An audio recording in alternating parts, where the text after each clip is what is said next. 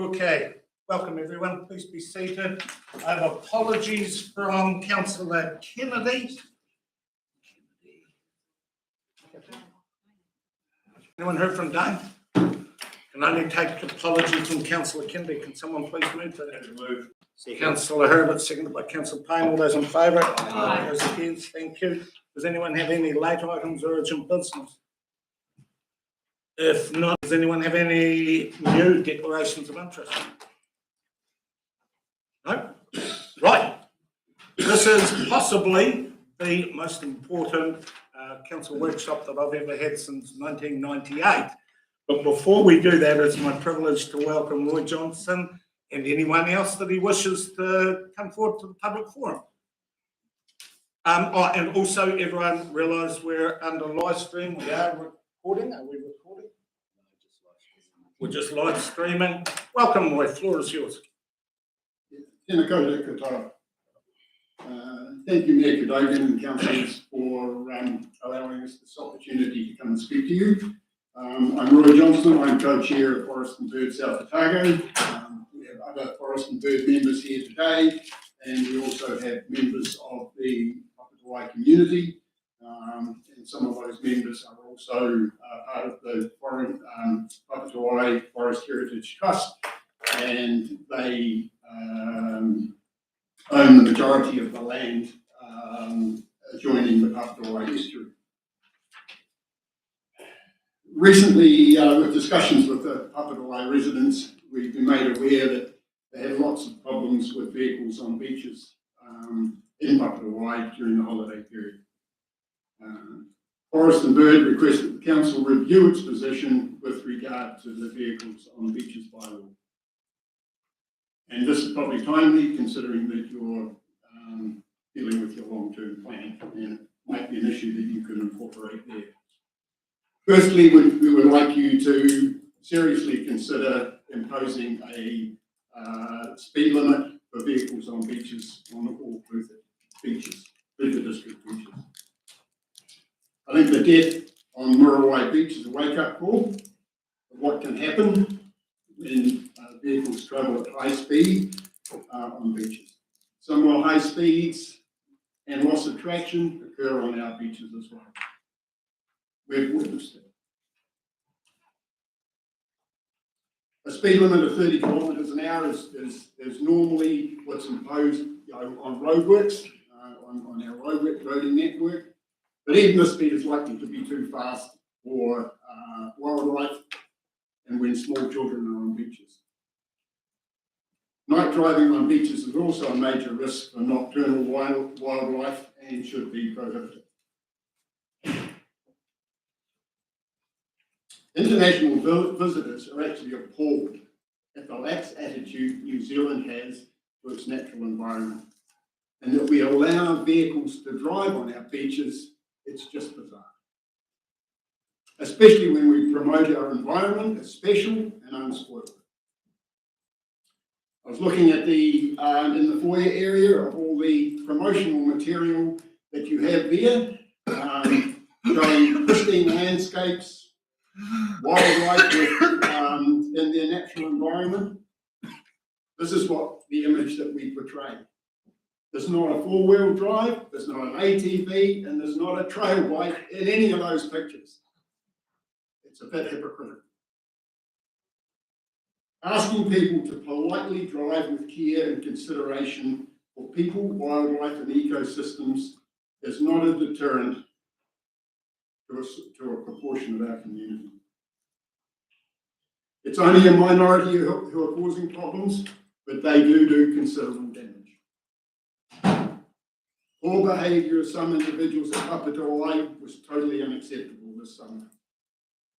It's outrageous and it's unfair to expect the residents to put themselves in danger in order to defend the wildlife and the natural environment they love. The bylaw the council passed is very weak. Proactive education has been poor. The beach signage is so small to be ineffective. The bylaw does, however, include the provision for implementing safe zones. All beaches in the Clutha district which have vehicle access should be assessed as to whether they should be safe zones. This process should be based on the frequency of pedestrians using the beach, the number and frequency of native animals on the beach, and that's including marine mammals, penguins, and other seabirds, and the potential impact of vehicles on ecosystems, including within the hard sand substrate. A high frequency or impact of any of these should lead to safe zone being imposed. Our discussions with the residents show that these criteria are fulfilled at Papatowai and can be supported by the Council Freedom Camping Ranger and the Department of Conservation. We urge the Council to begin the process to declare the Papatowai Estuary and Beach from Tarkopa Bridge to the picnic point a safe zone. And this zone is shown in figure 5.6 of the 2020 Vehicles on the Beaches feedback report. During the initial 2022 consultation, local mana whenua and many others, a total of 125 submissions, supported the formation of a safe zone with exclusion of vehicles at Papatowai. We respectfully request an assurance that the Council will seriously consider implementing safe zones on our vulnerable beaches in the Clutha district. Even during the summer, events during the summer show that there are serious problems at Papatowai Estuary and Beach, and the residents should not have to go through a similar situation next summer. However, we mustn't forget that there are also other beaches which urgently need better protection. Nami. Questions, team? Councillor Barron. Is there any reason why a vehicle has to go on the beach at Papatowai Beach? I consider there isn't. Others would just, of course, disagree, but the beach there is very narrow. It's only a short distance to get from the parking area to anywhere within the beach. So I don't consider there is any good reason for having vehicles on. People don't launch boats off the beach or do those activities? No, and if it is, it's very, very infrequent. So the people that have been going on the beach, do they drive on and park and get a blanket out and have a picnic, or what do they do? Maybe I can defer to the residents and they can give you more precise information. Hi, I'm Sandra, I'm the business owner of the Mosque. Thank you for having me here today. Oh, excuse me, sorry. Just with the speakers. My apologies.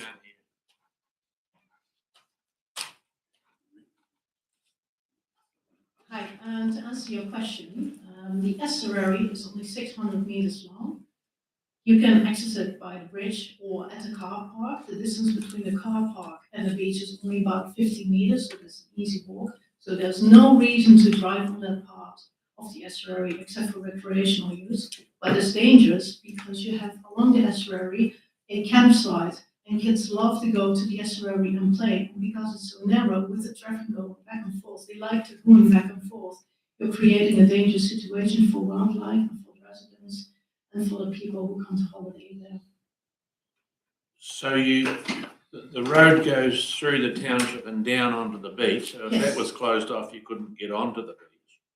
But you can get it onto on the other side of the river up by the bridge, is that right? You can drive onto the beach on that You side. can drive on both sides, yes. Yes. So is there a road or an access way onto the beach up by the bridge? Like, is it easy to get onto the? It is relatively easy if you have a four-wheel drive, yes. So I should just, and especially just for the 5 new councillors, just prior to the election, there was a exhaustive process that we went through for vehicles on beaches, and that was for the wider district. There is limitations to where we can go in a public forum setting, but rest assured, because what happens is there's a expurgated group of people here. It doesn't truly reflect the wider. Could I suggest, and please I'm not cutting you off, but in fairness to that wider debate that inevitably has to be decided, is it happening? And then it does happen. What we could do, Roy, is if you're okay with it, is use your written presentation as the first part to your, if you could just give that to our CEO, Steve, now, and that will become part of your individual submission to the annual plan to encourage, because you've respectfully asked for things today that we don't have the ability to perform under public forum. Can I encourage all other people present here today to give consideration to your own and joint application? And who do I go to? Steve, I'm going to have to throw it on to you. Are you able to give an update on the timeframes for the LTP? Because I know that we go into the submission process in March, but no. Oh, hold on, we've got Peter. Sorry, I didn't see you there, Peter. But David. Thank you, Sandra. Thank you.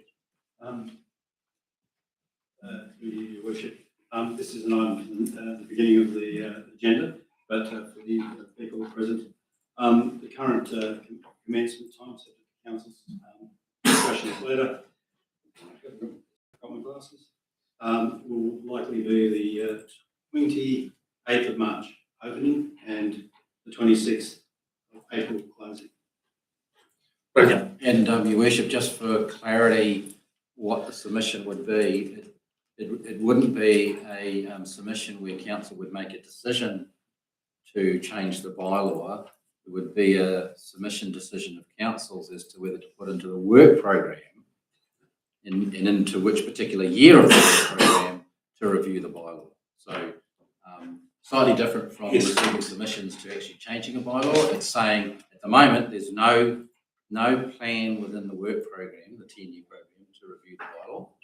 So the submission would be, hey, we feel that you should review the bylaw, council, and sooner the better. And then council has an ability to decide whether they put that in the work program or not. So it's never a decision about a bylaw change. It's do you review the bylaw and when? So consequently, councillor, and also for submitters, be clear on what you're trying to do here. You're not going down into the details such. You're trying to state your case for relitigation of the process. You've got to get past that hurdle before we can look at the wider details. Sorry, Lloyd, but you've taken the first step today.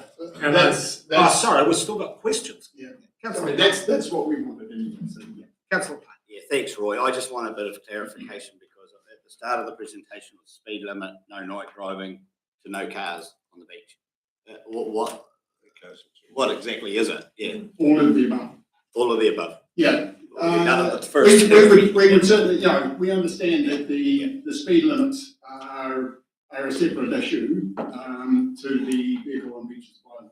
But we'd like you very seriously to consider that. So you're isolating Papa to Y, But Papa to Y in the immediate future. But having said that, there are also lots of other beaches which we in Forest and Bird believe that you should also create safe zones for various reasons, for public safety and for wildlife, or as in the case of beaches like Surat and Campbell Bay, wildlife is the most important.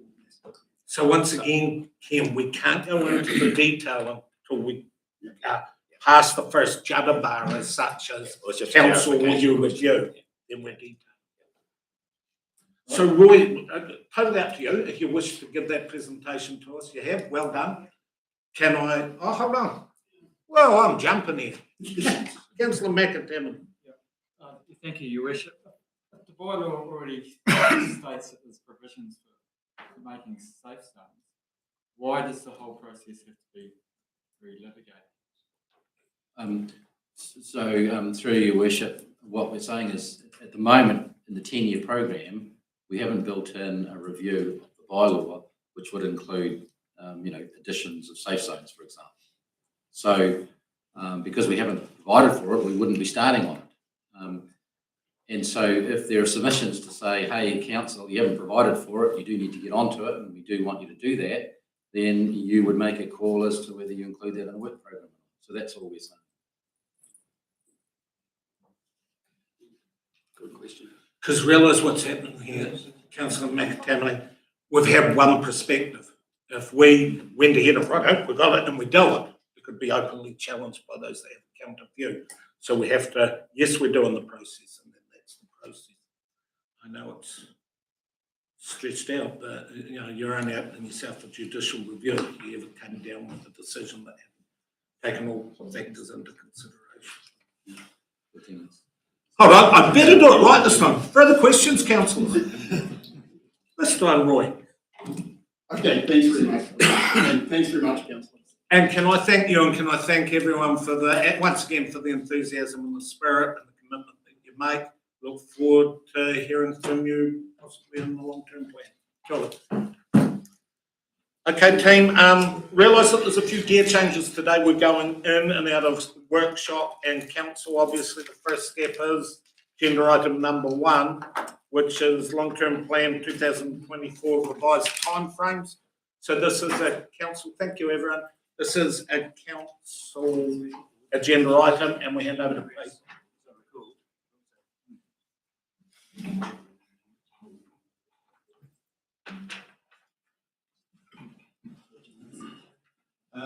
Thank you, Your Worship. We're just handing out an item that was summary that was foreshadowed in the agenda paper.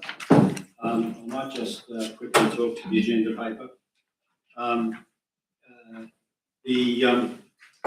As indicated, there's been a lot happening in the last month, and principally we received advice from the Mayor and Chief Executive received advice from the central government and 2 ministers as to implementing their agenda in relation to a number of matters, including water service legislation, Natural Built Environment Act, Social Planning Act, and the Freshwater National Policy Statement. But out of that, there was implications where the government is making changes temporarily to the Local Government Act to provide option for extension of the submission time, completion time for the long-term plan, and that option provides for completion up to the 30th, subject to certain conditions, the detail of which is not going to be fully known until the second half of February. With that in mind, these things had material impact on our work program. In particular, the Three Waters has now been brought back into council. We were expecting that might be a possibility, but one of the things that was originally decided was we would work with the current legislation as required. We produced a mini app, which was actually a document for the NTU who was taking over water services. And what we needed to do following this is produce a comprehensive activity management plan. There are other consequentials in terms of what was going on, and one of those is the audit process has now been subject to this, and what's happening for the audit is that they're now, the Deloitte and our part, the auditors appointed, they're actually having to reschedule their work program. So the long and the short of it is, we just before Christmas, it came to pass that it was necessary to rephase things. We've managed to rephase it with a delay of about 3 weeks at this stage, to play catch up on the Three Waters and bringing that back into the infrastructure strategy, and that's underway, and we'll talk about that more later. The audit, we've had a couple of meetings with audit, one immediately before Christmas, there is still conversations going on between the chain of interests from the Minister through to Department of Internal Affairs, to the Office of the Auditor General, to the Deloitte's, the auditors, as to the detail of what's going on. But the long and the short of it is,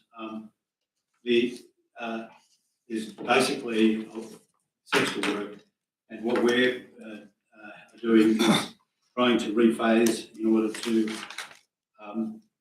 get everything done and quickly as possible achieve a long-term plan. In practical terms, this, based on the audit advice, we had a meeting with them about a week ago. They're still needing to confirm some details, but they've locked in a audit process beginning on the 4th of March, which is about 3 weeks later, and with the intention of completing by the 26th of March, or at least in substance, so that they can provide advice to council as to the nature of the audit, the documents to go out to public consultation, whether they're acceptable. Now, one of the things that's in the paper is that technically we don't have to have an audit. It's not required, but we'd be brave soul to press on through the process and find, after we've done the consultation and we missed out having advice from the auditors, we get to the end of the process and then they do the real audit, the major audit, the final audit at the end, and we find that they tell us it wasn't good enough. So we've got this sort of hybrid situation. And for the auditors, it's a bit tricky because I'll put it with an analogy. If they can't provide a little bit of advice, they've got professional standards to meet.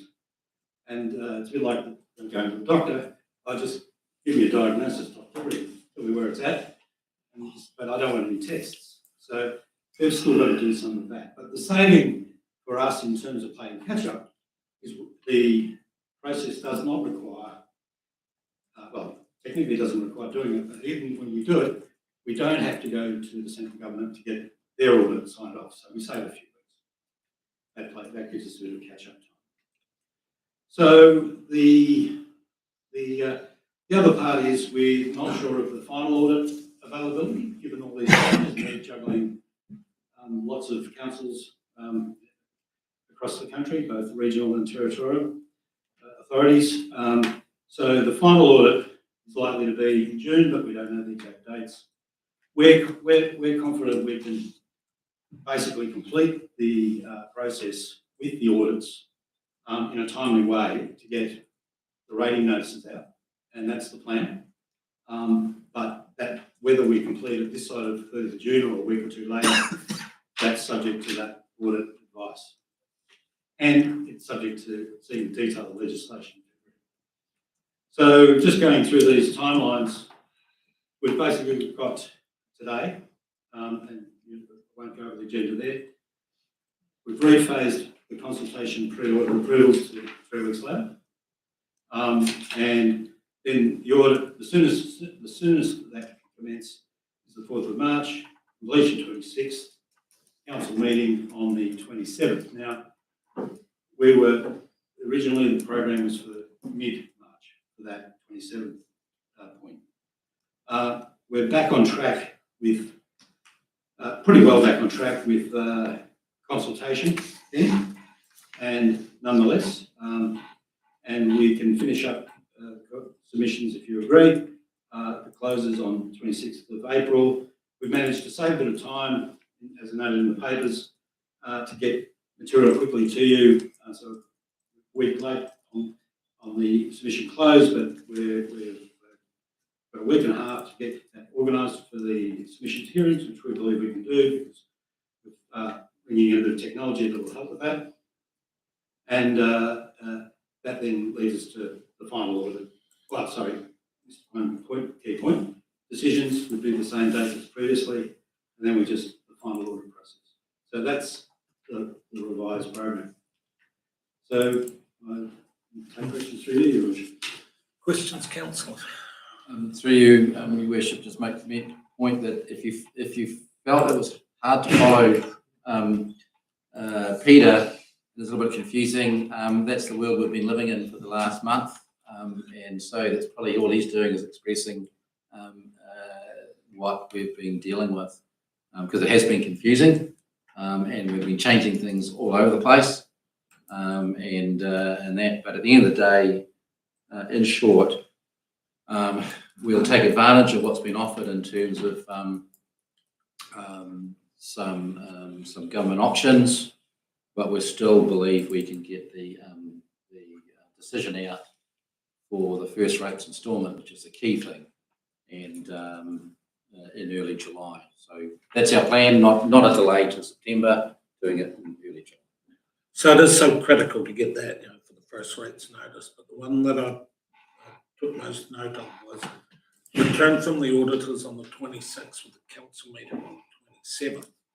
If there was one bit of hesitation, the concertina effect is 26th, then we can't have the 27th, then there's Easter from the 29th to, let's say, the 2nd. And all of a sudden, so by not shackling us, but by taking the route of the auditor, we can do our bit. But what if they fail? Because we're already hearing anecdotally that they're under pressure. What if they fail to meet their deadlines? What will mean is we will really struggle to meet our deadlines. By taking this discretionary move of going through the auditor process, are we exposing ourselves to considerable risk? No risk? Your Worship, the discussions we had with them is they will be providing information as sort of earlier than the 26th. That if there's anything material coming up, we will be being advised. So that's one method of mitigating the risk. The key thing is when we get to the 26th, is we can take account of any comments through that process, and we're talking about a release of the consultation document. So the key things they'll be auditing will be the actual text of the document itself, which we'll talk about later, the infrastructure strategy, the supporting documentation to that, which is the activity management plans, and the financial strategy, and any other supporting policies, etc.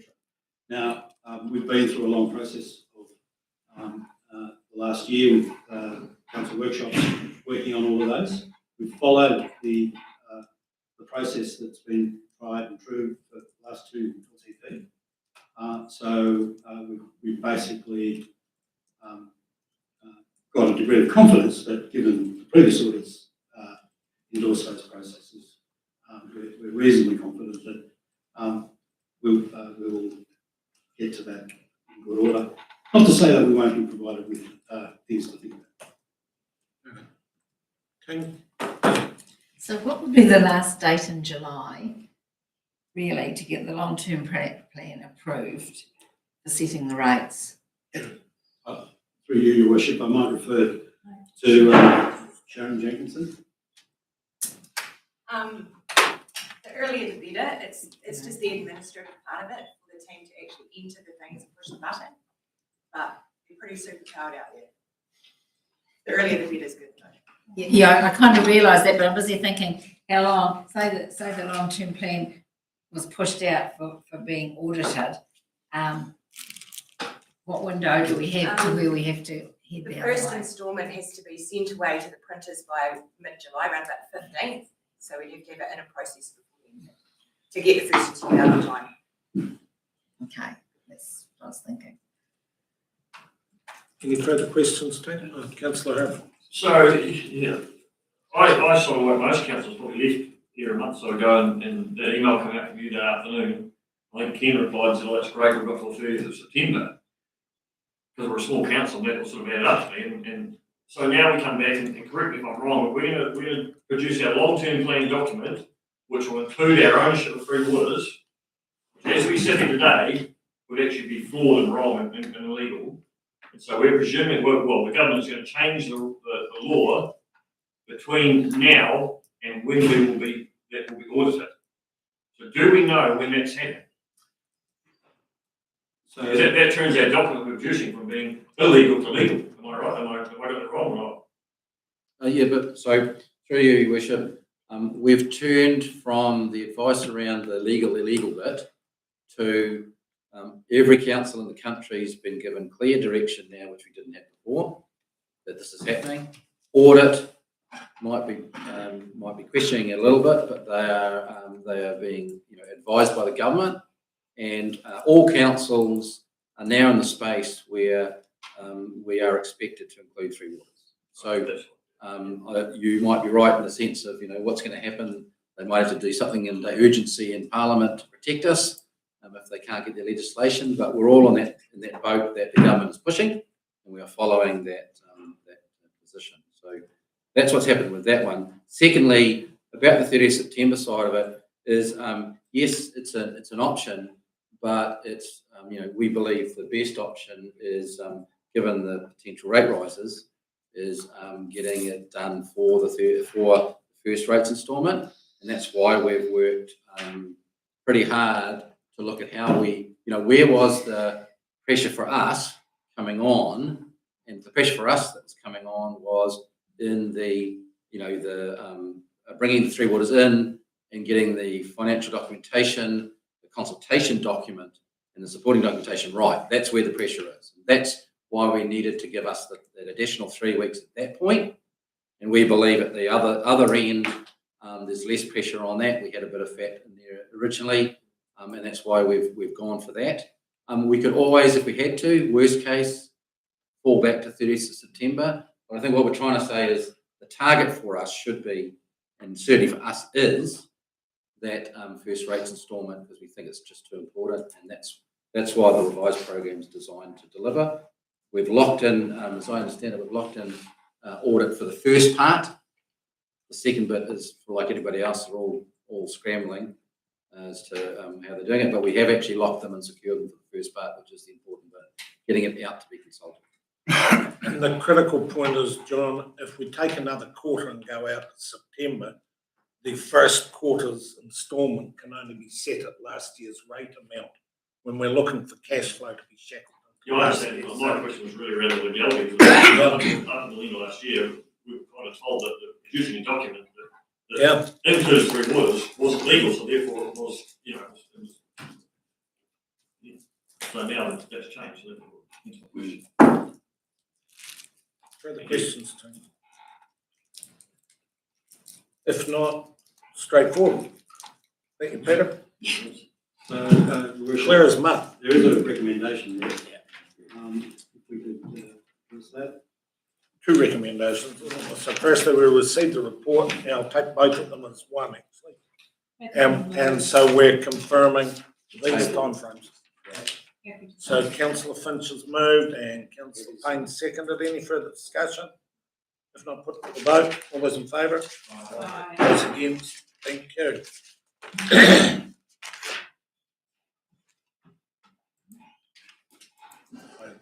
Right, yeah. So at this point, we're doing the gear change from council meeting to workshop. So adjourn I'll need someone to move actually. Yeah, suspend council. I'll get them. We adjourn the council meeting and suspend. We only suspend standing orders. Because you are always within the council meeting. All we are doing is for a part of the council meeting suspending. So can someone please move your sound page 14, it's page 14 for me, the two recommendations. You done that? Yeah. Move councillor Finch, seconded councillor Ludeman. Any discussion? All those in favour? Aye. Those against? So, workshop. His team's going to come up with you.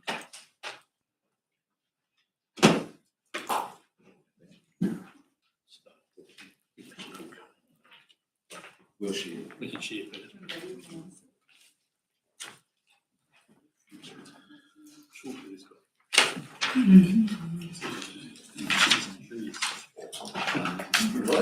Yeah. Yeah. Just this. Yeah, do you want me to do so? Yeah, this is the power. Just two. There's a lot. There's a lot.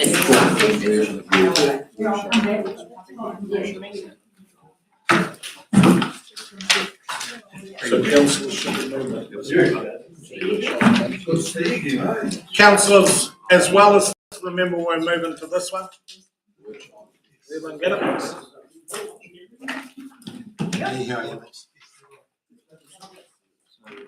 We've given this one. Yeah, no, we're chopping from the meeting to the workshop, so there was a separate one came out. I don't know, Rereading that one. and then these are the slides that go with this. Number two.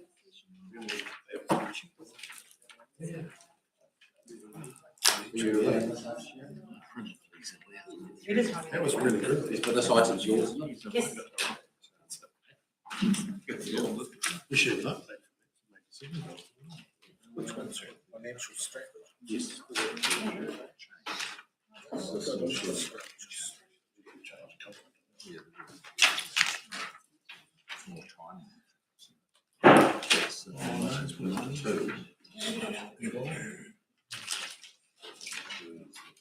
Change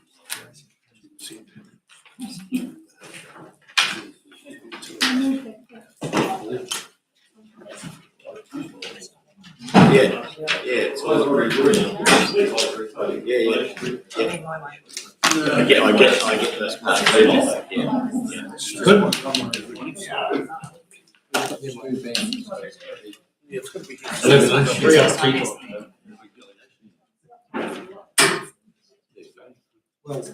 I got one of them on the 2nd of January. Went straight into policeman, policeman straight down there, prosecution. And then, yeah, no, you're right. 'Cause I got my notes. No, that's-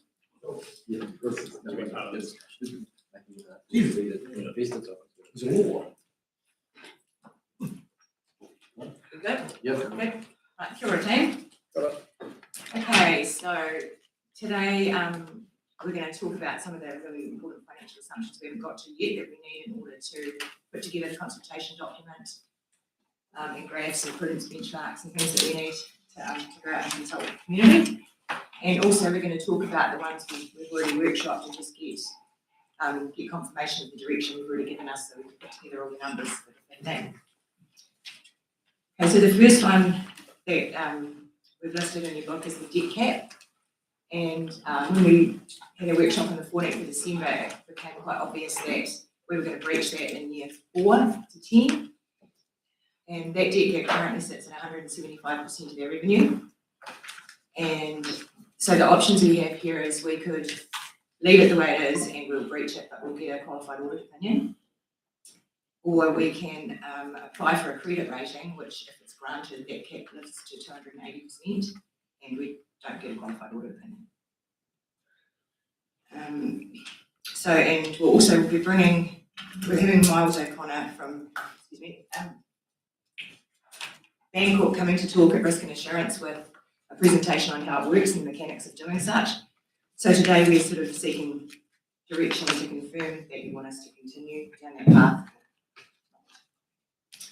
So any questions on that? Councillor Hobart. When we talk about revenue, are we, and we've probably talked about this a year or two ago, we're talking total revenue, so we're including everything. Correct. There's no way of massaging that revenue to increase at 175 here, I mean. We're including rates, we're including subsidies, we're including interest. The only Penalties. answer is putting the rates up. You're not very much the 175. Yeah, to not reach 175, but that's like at the workshop on the 14th, we juggled around with that a bit, how we were going to go about it to stay within both. Thank you. Councillors. I think, Your Worship, just what changed since the last workshop where we said we might need to consider it is the professional advice from the auditors that and it came actually from the chair of the Risk Assurance that told us this was likely, and we then got it confirmed, is the issue of the old audit opinion. And so, you know, going out with long-term plan and getting a audit opinion that's adverse, said, well, that's a problem. We can't, or well, we shouldn't be looking at that side of things. And so that's why we had to do this homework and actually come back to you and say, we don't have the luxury, we believe we don't have the luxury of just working our way through it over 3 years, that we actually need to get onto it and provide that as an assumption in the long-term plan, so that we don't breach the debt cap at any point and that we don't get a qualified opinion as a result. So that's why it's come back to you actually for direction to say we think actually we need to be doing this and reflecting that now in the long-term plan. One other point I'd just like to point out is that it would apply from year 3. So it'd be 175 years 1, 2, 3, and then it'll go to 280 if that's our assumption that we choose. Councillor Barron, followed by Catherine. Yeah, thank you, Brian. It says here on this page, council has the option of obtaining a credit rating, receiving lower funding costs. So what does that mean, lower funding costs? That's the interest rate we pay with our GFA. Currently, we're unrated, so we pay a 0.2% premium on any of their market-to-market rates. And if we get an A minus rating, it might be it's only 0.1. If you get an AA rating, it's 0.05. And if you get anything above that, there's no margin on the money. So there's a benefit to do that. There's an interest rate benefit, yes, from what we currently pay. Is it significant in terms of saving us money? It will save us money, but how much it saves is how much you borrow. When you borrow, Only for you. yeah. Okay, thank you. Councillor Catherine. Oh, my questions is an option 3 that we can review to reduce the cost. You know, there's a project that can be rejiggled so that we don't end up in a breach situation. We don't have to go to audit because we don't spend that much money. Well, the issue through your worship is the work that you've done, which was project by project, where you made calls around that. I mean, that's what's reflected in the 10-year program with inflation and escalations and things like that. You know, like our problem is there's more known information and good information than the front end of a long-term plan. There's obviously less good information you know, towards the end of a long-term plan. There's no doubt that there's probably, you know, areas in there with further work, which could be done over 1, 2, 3 years, whatever, is likely to result, you know, may result in a reduction of that expenditure. On the other hand, there are unknowns around what might have to be added in that we don't have too.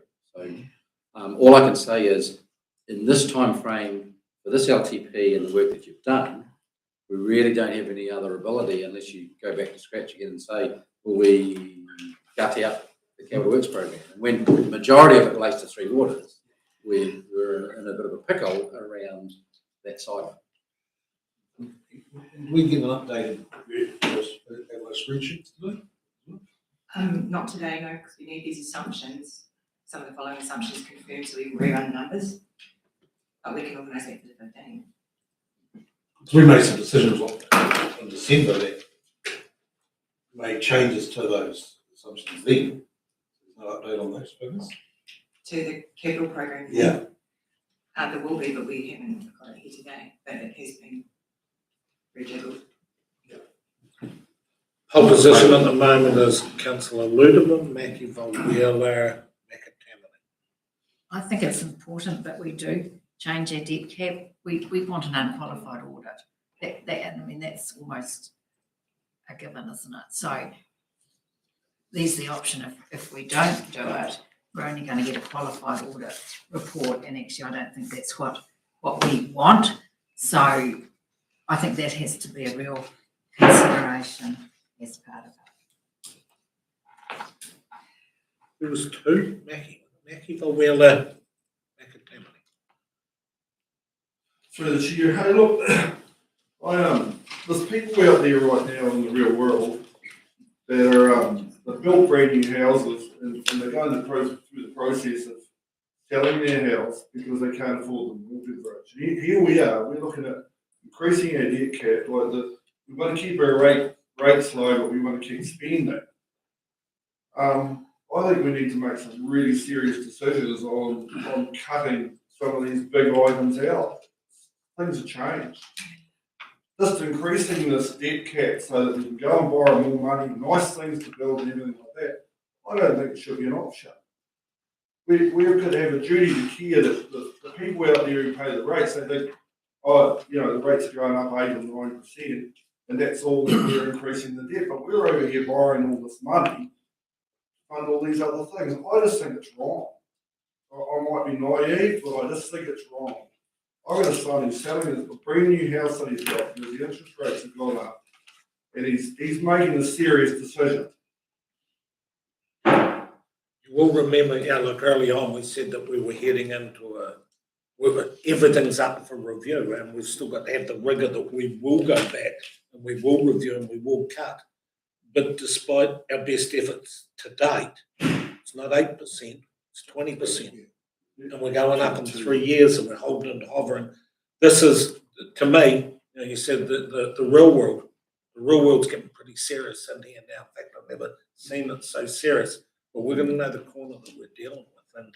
And I agree with you, but as our CEO said, we say no predominantly to Three Waters. I can't see any baubles and trinkets on the way through. It's Three Waters where you're getting, if you don't do it, you're slammed into a courtroom. Therein lies our reality, but Yeah, I don't have a problem with Three Waters, spending on Three Waters, I don't. Well, just for context then, you know, of the increased revenue that's going up, requirement, the 15 mil, 12 of the 15 mil is Three Waters. So, you know, that's the reality of what's causing the rates increase. our rates would have been just on 4%. If it wasn't for Three Waters. Just A on. little bit more. Councillor Volwheeler, followed by McAtammany. Followed by me.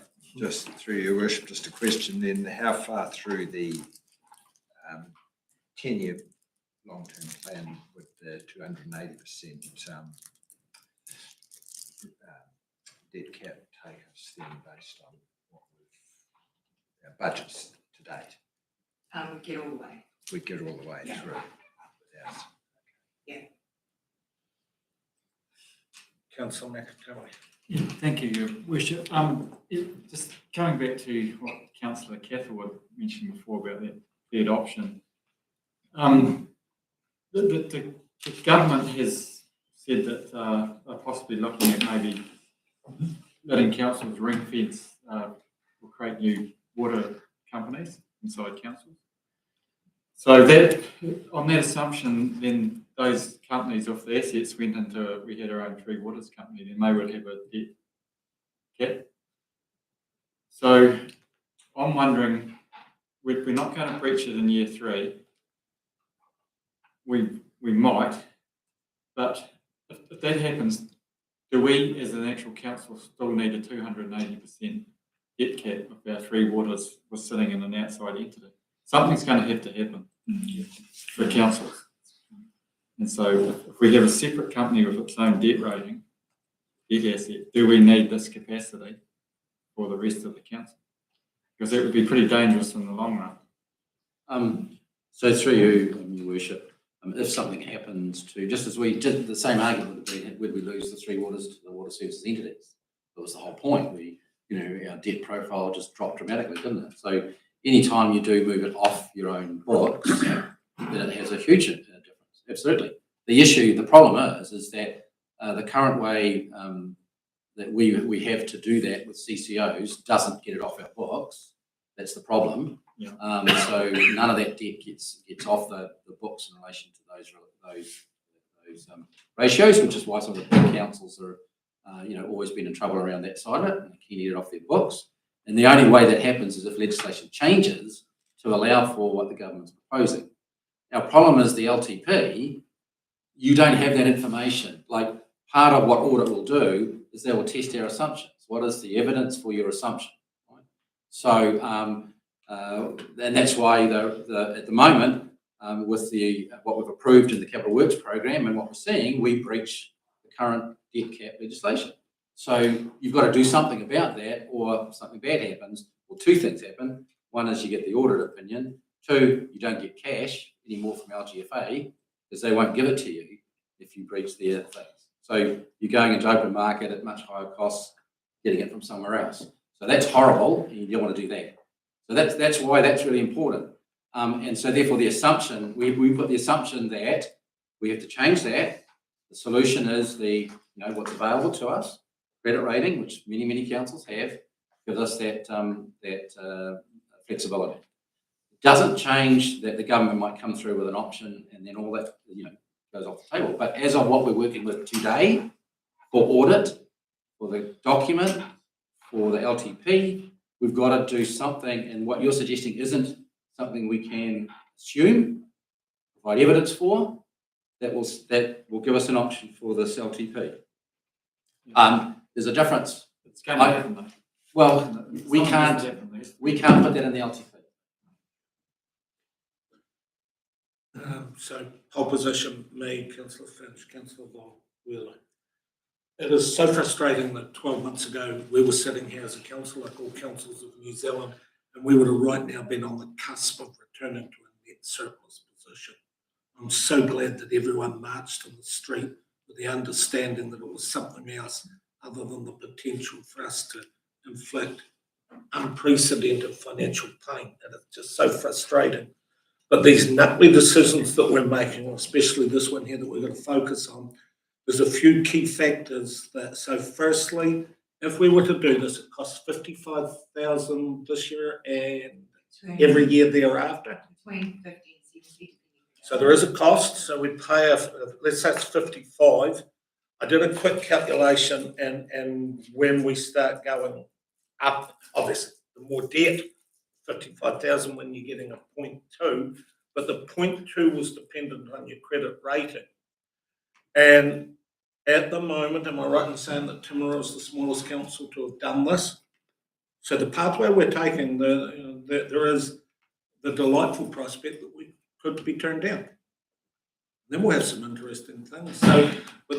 So my questions are that I've found out today that it's 55% that there's a credit rating, there's potential to turn down. So I started turning my mind because there was real rules around LGFA and the fact that if some council over here gets into trouble, we all go in. Does this change if you go to a credit rating? Does it change any rule that would expose our ratepayer to any different risks than we're presently under LGFA? No, you wish. No.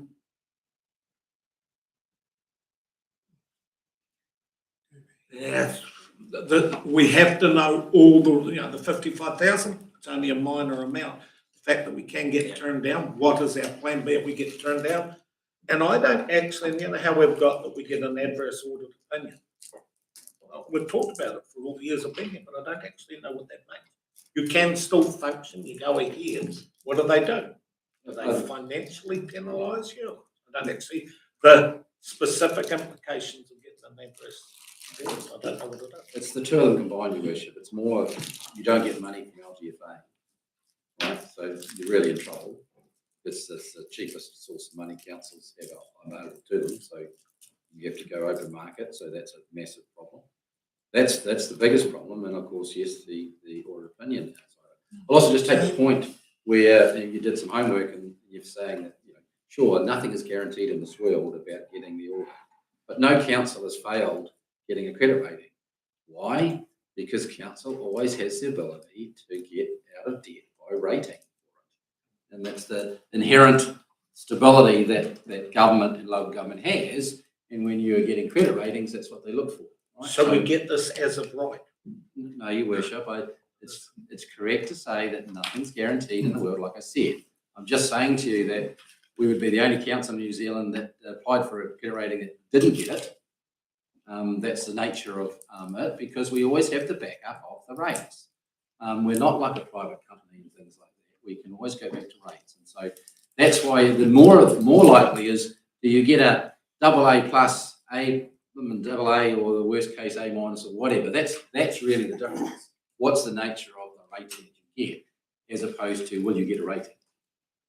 It's quite a rigorous process, like there's quite a lot of time involved in doing it. You have to sit down and have like lots of people come and see you, and you get a very comprehensive report at the end of it, which is for LGFA's benefit, but also for your benefit. It's like a report on council's financial health and things like that. Just before I move on to councillor Finch, we're not guaranteed. We're going to be quite clear here. Yes, I get it that no one's ever not got it. Timaru is the smallest to ever apply. But, and while I would fully expect to get it, it's not guaranteed. Councillor Finch. Thank you. Steve has answered a lot of the questions I was going to ask, actually. I'm really, really horrified about this and how much the rates are going to go up. We haven't really got an option to be able to change too much about it. If we can, I think we need to change what we can, but also the really, really important thing is to give people a lot of notice and explain explicitly in very simple English the reasons why. Because a lot of them are going to go, what the heck is going on here and why is it jumped sky high? And they're just going to do a lot of stressing and panicking, and that's, completely understandable. So we need to really look hard at this to see what the heck we can do. So just at the moment, yeah, I get you on the wider pitch, but just at the moment, we've got, are we going for the credit rating or not? Yeah, I know. So I've got Councillor Volwell and Councillor Campbell. I'd just sort of like to pick up on the point that Councillor McTammney's was brought up there, that there's still a lot of uncertainty looking forward. And I guess the question is, when do we have to actually have a credit rating or start the process for doing the credit ratings? I don't understand it. So I'll let you answer that first, Sarah. Yes, we're going to talk about that at the Risk and Assurance meeting next week. Today's just about, are we prepared to put the assumption in from here forward that that's what it will be, and doing a consultation document. So next week, Stephen Kelly was going to be here, and I'm going to talk with him about this as well. He's going to have quite an in-depth discussion with you guys about what it means, how we go about it, when you have to start it.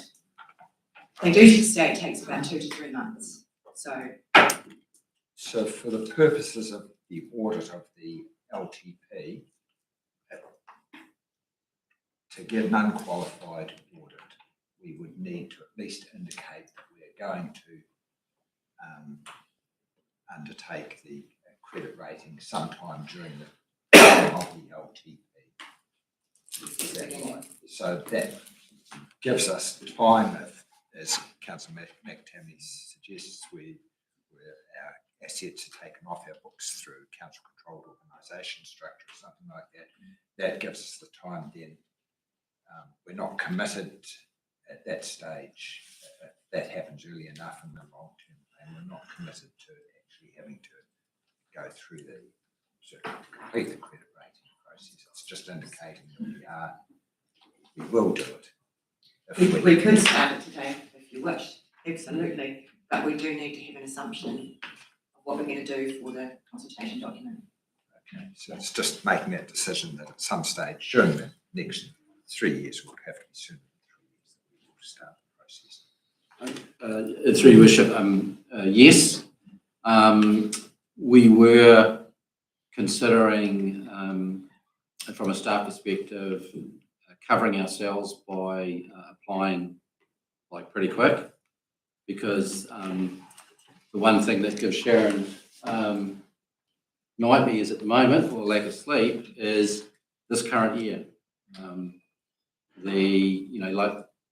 We haven't got the revenue, and we're borrowing, and it's going up pretty quick, and June the 30th can't come soon enough. And so we were just looking at it and saying, well, some risk there that, what happens if we actually breach it this year because of the continued requirement for cash. So you'll remember our rates revenue hasn't changed. It's, moved up 5%, but you've seen the deficits over the 2 years, which has all been debt funded. So we were just making sure that we don't run foul of that problem before June. And so that would give us cover. At the end of the day, what you were saying, Councillor, is correct. We didn't have to begin, like Councillor Tammy says. We could just use it as an assumption and put it in. But we are just a bit worried about this year's cash. What's the worst case of that? We breach it within this year, which is not the new LTP, it's the old LTP. We struggle to get some cash. We might have to go and get it from at higher rates to just cover us. I suppose from my perspective, your worship and councillors, I would probably, like to be a bit more prudently planning than that and make sure we are covered rather than having to, last minute find cash to get to the end of the year into the next rates instalment. So just following on from that, so if we could actually have a credit rating in place before the end of the year, that was needed to. Takes, what does it say, 6 to 8 weeks? 60 to 69 90 days. days. Yeah, so could do, that's right. And so that was one of the things we were saying, there is some risk associated with this year. And if you were comfortable to go the credit rating approach, then we would be looking to take it up straight away. I do understand, the question around, well, what happens if something comes in? The problem is, we've just seen it, haven't we? We've had 6 years of a government that, and 3 years of effectively running it themselves that included legislation in the system and then still can't get it done. So, you can't, if you talk for it guarantees, your worship, you can't hang your hat at the moment on anything happening. People talk, they're talking now, okay, well, how are we going to support the councils that need support? Well, there's no plan. And we're wanting to see what this, this new approach is, but what does it actually mean? What does regional, what does city plans mean? Nobody knows. And at the moment, I'm just concerned, and Sharon's concerned, we have to look after ourselves and we have to prepare accordingly for an environment that you just can't effectively plan on. So that's my concern, and we would certainly be saying what we would be comfortable with from a staff perspective to give us, some security and comfort would be go for that credit rating, and that's all we can say. But at the end of the day, it's that's your choice, and I've just given you some of the potential risks.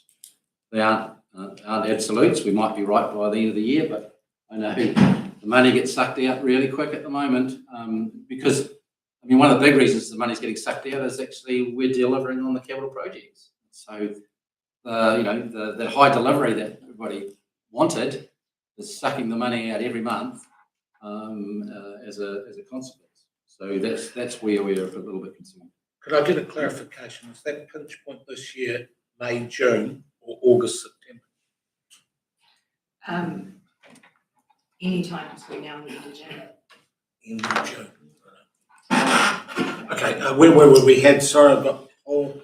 Sorry, no, you're right. I think I had Councillor McAtaman and Councillor Ludeman, was it? And then someone over here, Councillor Graham. That was my apologies. Can we we'll run with that pole position and see how we go. Okay, through you, Bishop. So it's pretty obvious. We're asking for council here to go with option 2. I just want to clarify a few things here quickly. The 0.2% saving by having this credit rating. What is that 0.2% actually in physical, in cash terms? Equal to the current debt we have, the current debt we're going to. rough figure? Last year, if it was, gosh, I'm looking at this calculator. Is it new detail? Yes, it is, sorry, Oh, it is I new mean, debt only. Apologies, it is new debt only. 0.2% saving on new debt only, new debt only. Or, yeah, not rollover debt, but if we repay, then re-borrow. So does our interest rate then, whenever we roll over our debt, is our GFA debt percentage ratings increased? If we did a credit rating, wouldn't that decrease overall? Not rollover debt, but new debt would, yes. But our rollover debt increased cost of it. That depends on what's happening with the interest rate at the time, with the market to market interest rate. If it goes up, then it will go up. If it goes down, it will go down. But on new debt, we get the market to market interest rate minus the 0.2.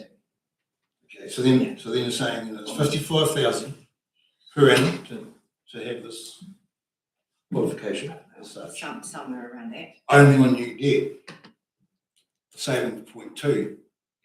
So So then then it's to be- not necessarily 0.2 done because that 0.2 is dependent on your credit rating. It was AA was 0.2, A minus was We pay 0.5. 0.2 margin now, and the higher your credit rating, that goes down until it's zero. So it's a margin we already paid that we wouldn't be paying. 0.2 or 0.2, sorry? 0.2. 0.2. Yes, zero. It's not Point. 0.02. No, 0.2. 0.2. 0.2, only on new. So to spend 55 to save how much? So then how much is that debt? You know, when do you start getting into the benefit zone? It's, The through debt your load. worship, I don't think you would be looking at it because we're not like Auckland City, for example, and others, you know, that get that massive benefit. We're not suggesting that the economic argument as to why you would get that is the change in interest rate. We're just saying there's a change in interest rate that is a positive change. It's not that argument that's being made. The argument is that the ability to get debt is the argument, Yeah. right? Because if you breach it, you can't get debt unless you go on the open market. Okay. So then currently we breach our 175% on our current setup. So I feel like I should have had this information at that last workshop. So I could have been looked at those spreadsheets a bit harder. You know, sort of today feels a bit like shit. I should have been more aware that this information here is really, really important. When we had those spreadsheets at our last workshop, we might have made some harder decisions on those spreadsheets, and we might not end up in this breach of 175%. This is where I'm feeling. But I completely understand. So, I mean, I will support option 2. It sounds like the logical. It's in my head. It's the logical decision for me to make around this table. But I sort of feel a bit horse-carty overall. And the other question, the last bit of information I wouldn't, which is probably in those spreadsheets, which I probably haven't taken enough notice of myself. The breach, we're going to breach 175% year 3. What are we going to, what's our worst we're predicting? Year 4. Percentage-wise, we're year going to go to what, 200? Sorry, I don't know, we didn't have those on there, but if we were at 280, we never get over 280. No, And the whole thing. 175 to 280 is a massive jump. Yes, it is. It's massive. So I'm saying, where do we go? Where's our worst pinch point? 175 to what? 220%?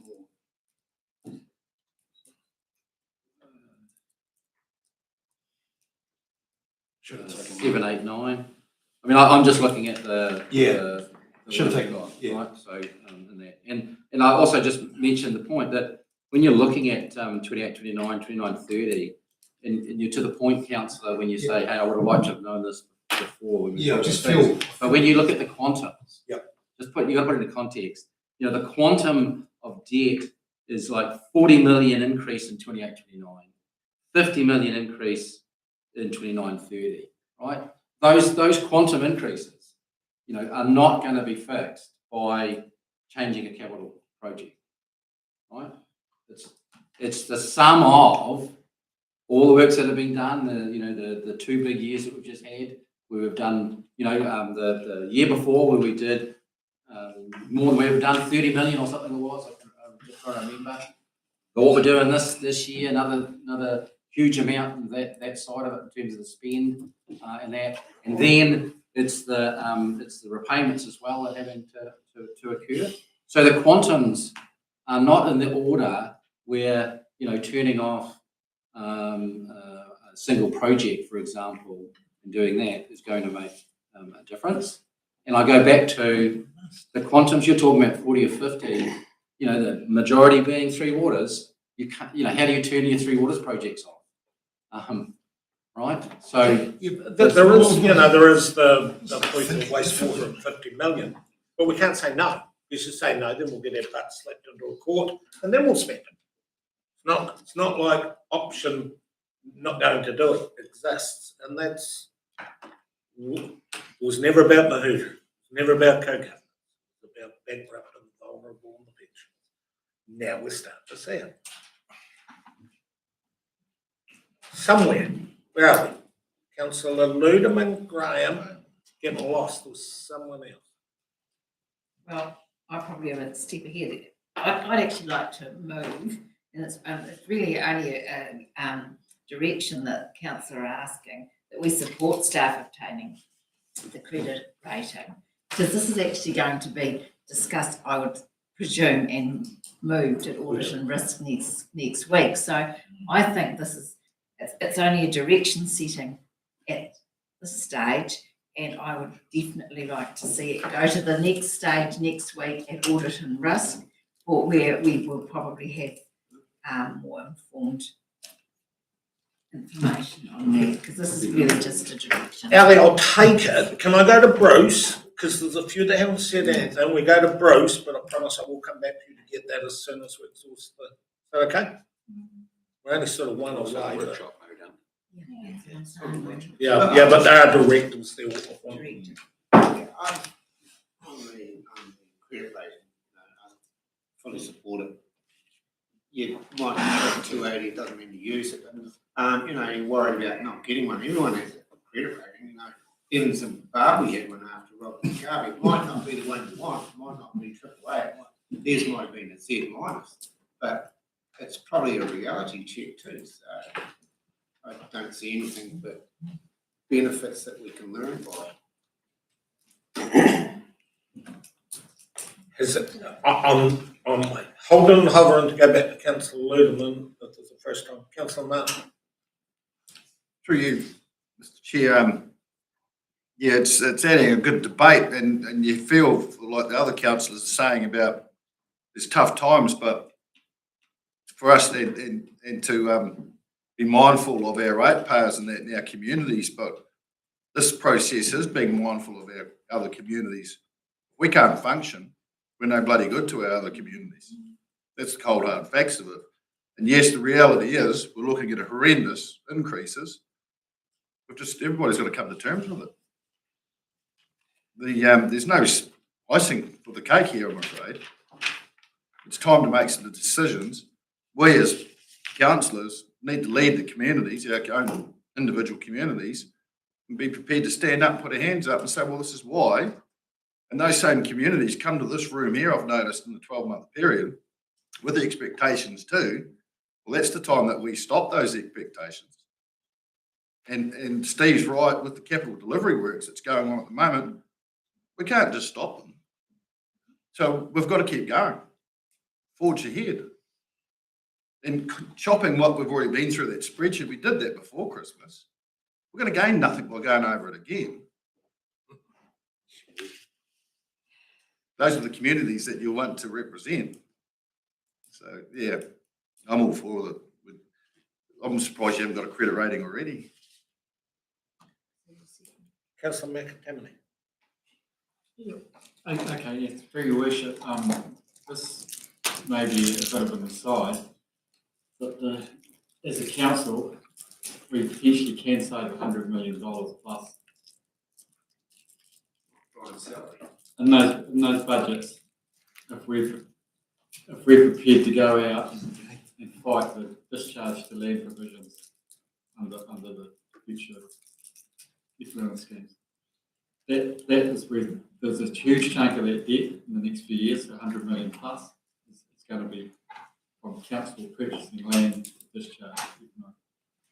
Whether that is necessary, it's not, maybe not an argument for today, but it's an argument that's going to have to happen at some point. It's what's going to break our ratepayers. And through your worship, I think those are valid discussions strategically that need to be held when we can get a little bit more, as things develop and you get more understanding of where things are going. I agree that you would expect those discussions to be had and how they impact, in that sense. So certainly in years 1, 2, and 3 of the LTP, I would expect we'd all be looking at that side of things and if things change or not. And that, but I take the point that the councillor's also said that he wasn't expecting that was going to change this. Yeah, like I said, it is an aside, but it's something that we need to think deeply about. Yep, councillor Barron.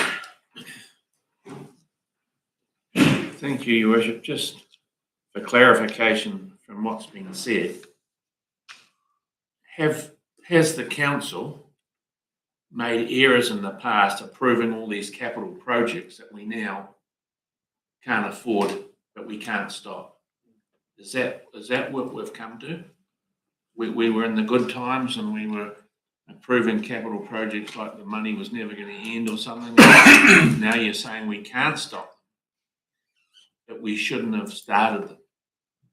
And we need to show restraint, which is what Brent's saying and others are saying now. Dane's saying it, that we should not.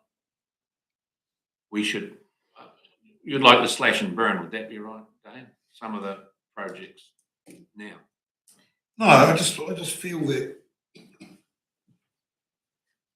going over the 175, opening up to 280% of your revenue, with your revenue going up 20% per annum in the next 2 years as well, you start punching some serious figures. And I just feel I wish I'd been this information that we're looking at right now.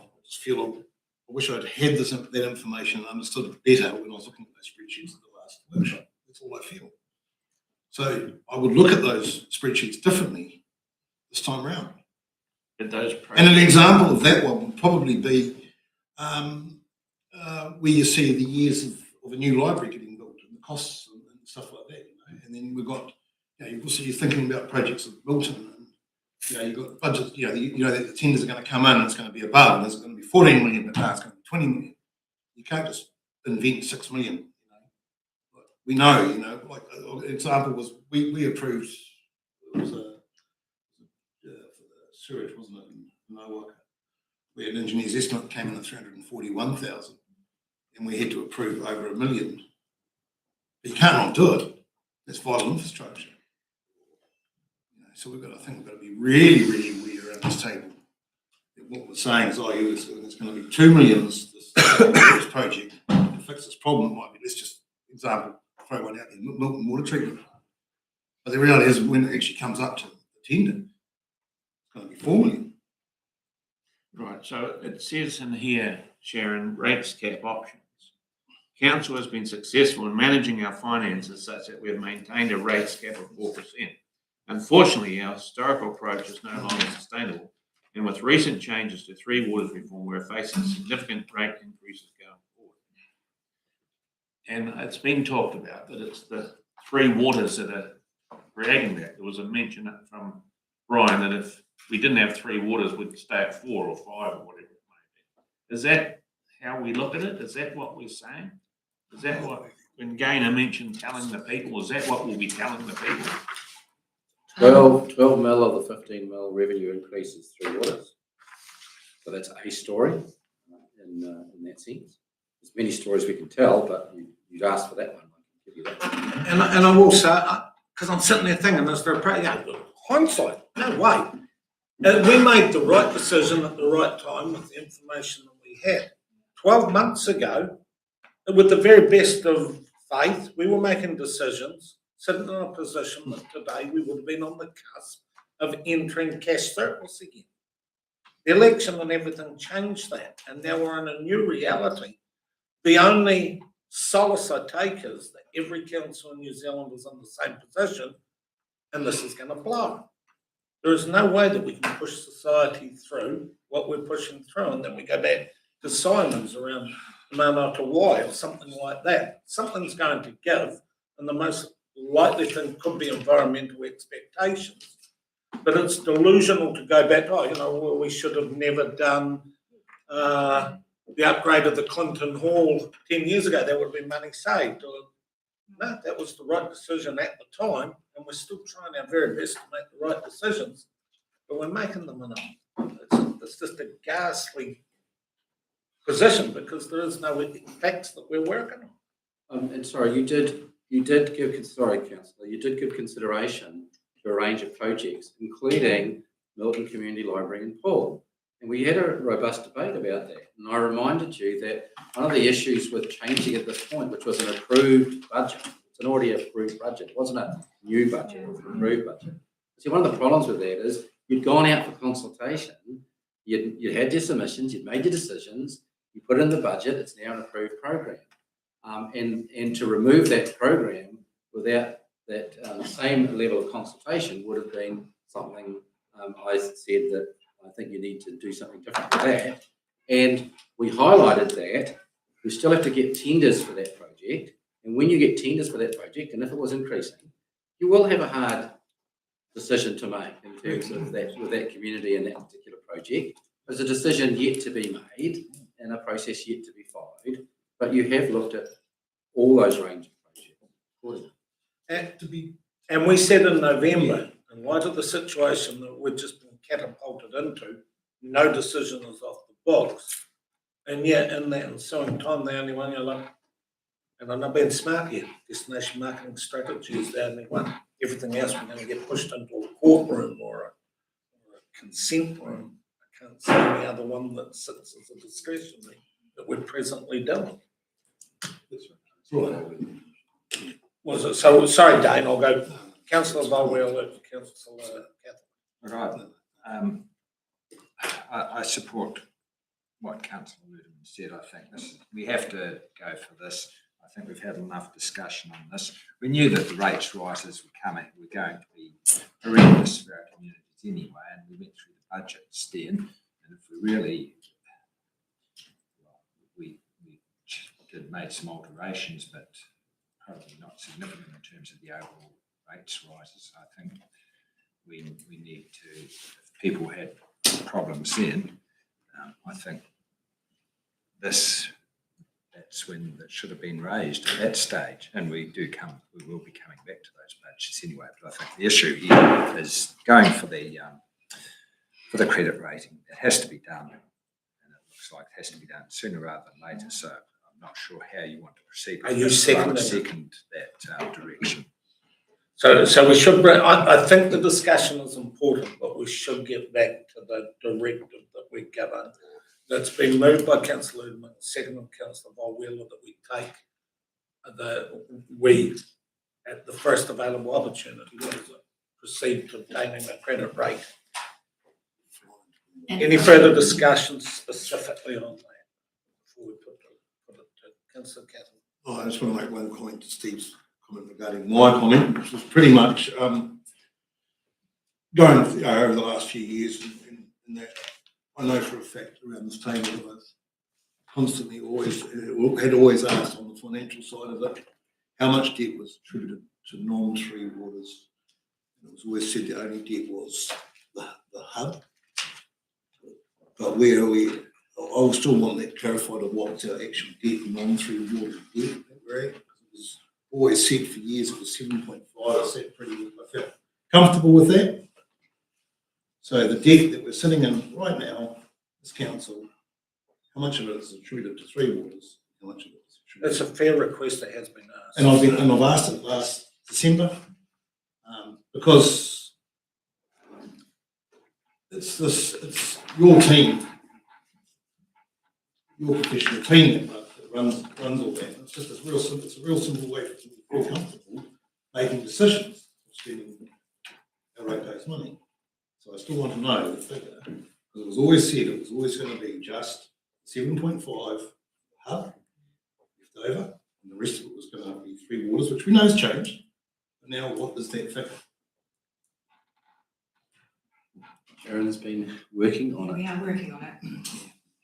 There's a lot of things other than the hub in there, though, like you have swimming pools and all sorts of things like that as well. Footpaths, roading, There's roading. there's roading Yeah. lanes, there's all sorts of things. Is there a way that we can No, get it it's- where we get the, Zero. not right down to the last penny, but we get a picture? Yeah. Because, I tell you, I know that a lot of it is, the overruns, but just as long as we get a picture of the big Yeah. hits. We are Don't, working don't on don't it. get bogged in those last rats and mice, but tell us the big hitters. Where were we? We're gonna move in a second. We had councillor Cathal. Have we got anyone before we put it to a vote? Right, we'll put it to a vote. So what's that? It's a workshop. It's a workshop. Planning direction. It's just giving, We, it's we, giving uh, direction. it's We have to okay, give but direction. we are converting it to a decision resolution in council. so That's can when we take go it back from out, go back in, Bruce. It's We'll, a we'll make the decision. then, hybrid Your day worship. today. So the directive, all those in favour, please say aye. Those against. Thank you. Where are we at? Someone Next told one. me. So we've just done, we've done one item, your worship.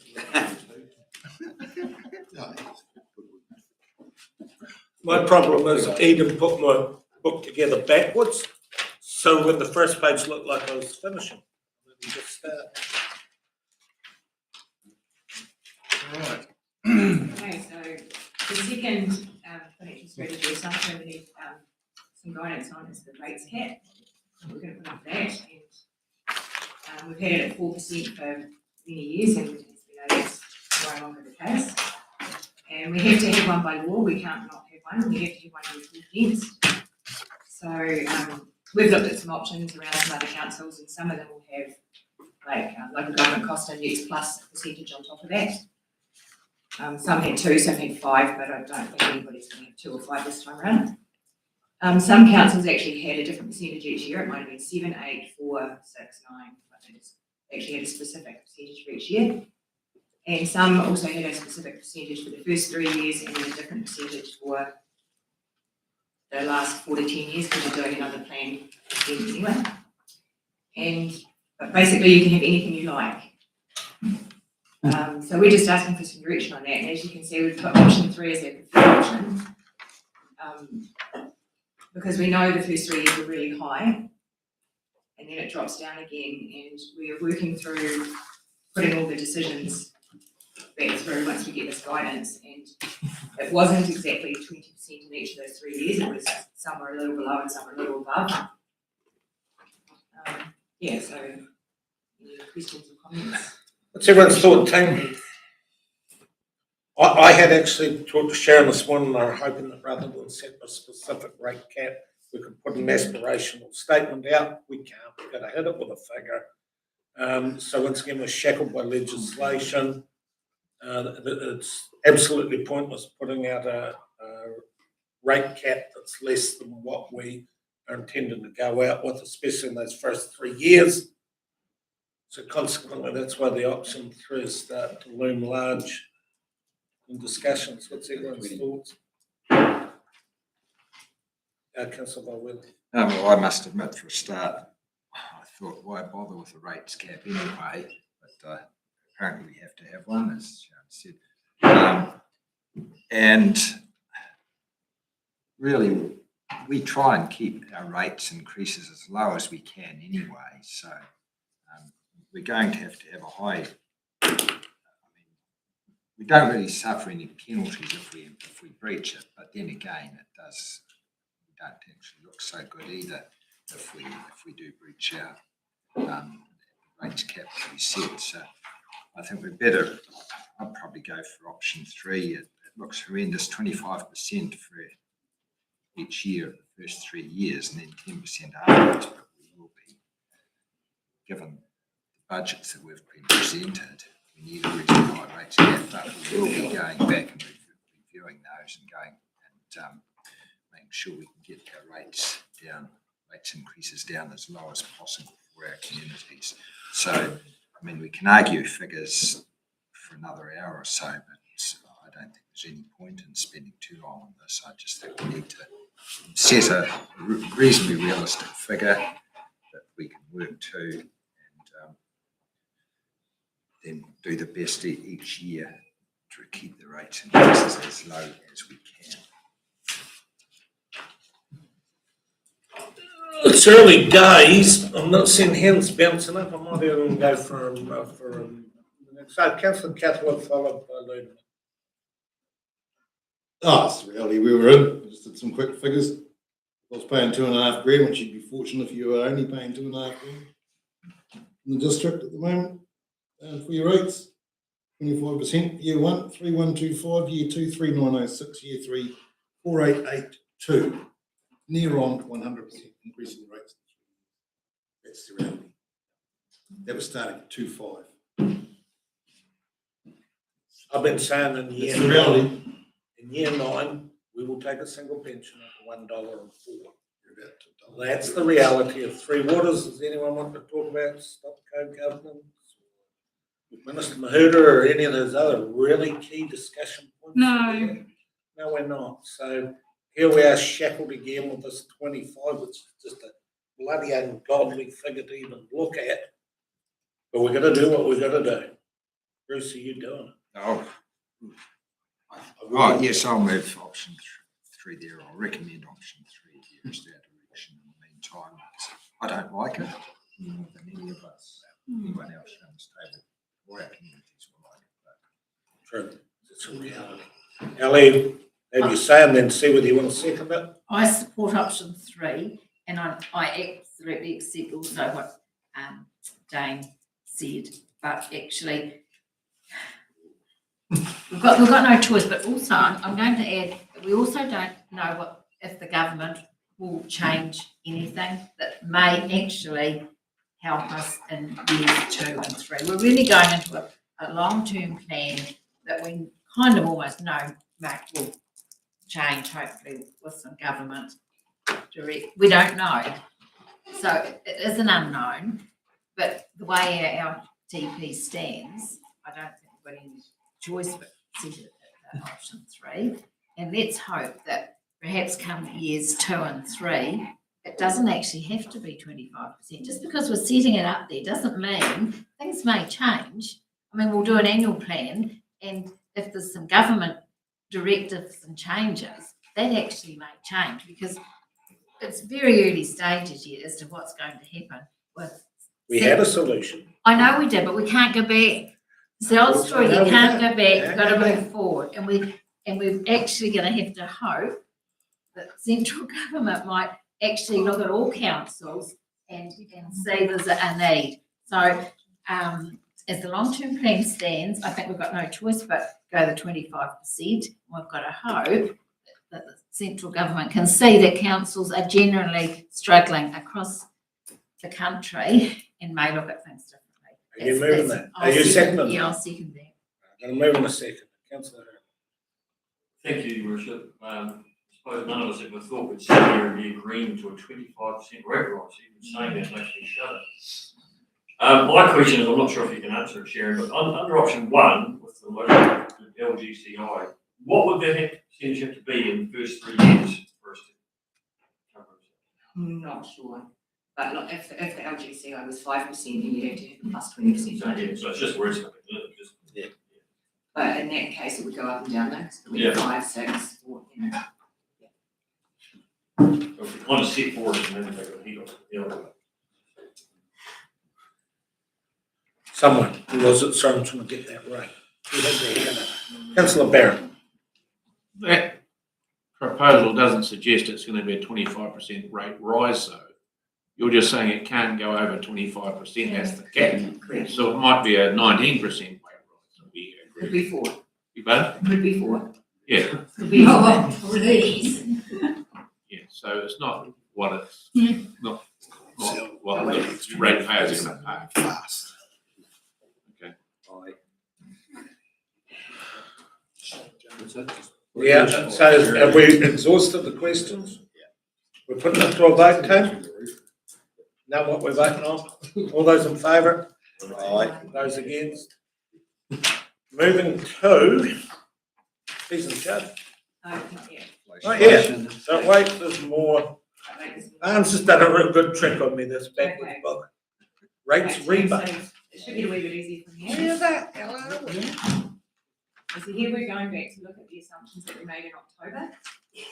That was around inflation and the rates we used for that. We used the real inflation rates for most things except for salaries and IT. They didn't have one, we used a different one. And so this is in the actual book, not the handout, the rates are listed there if you want to see it. But since then, there's been an update to the real numbers. We had the interim at that stage, and now we've got final numbers, and they have gone up slightly, except for year one. And this is just, we believe we have to use the final rates, but this is just getting some direction from you that you want for us to do that.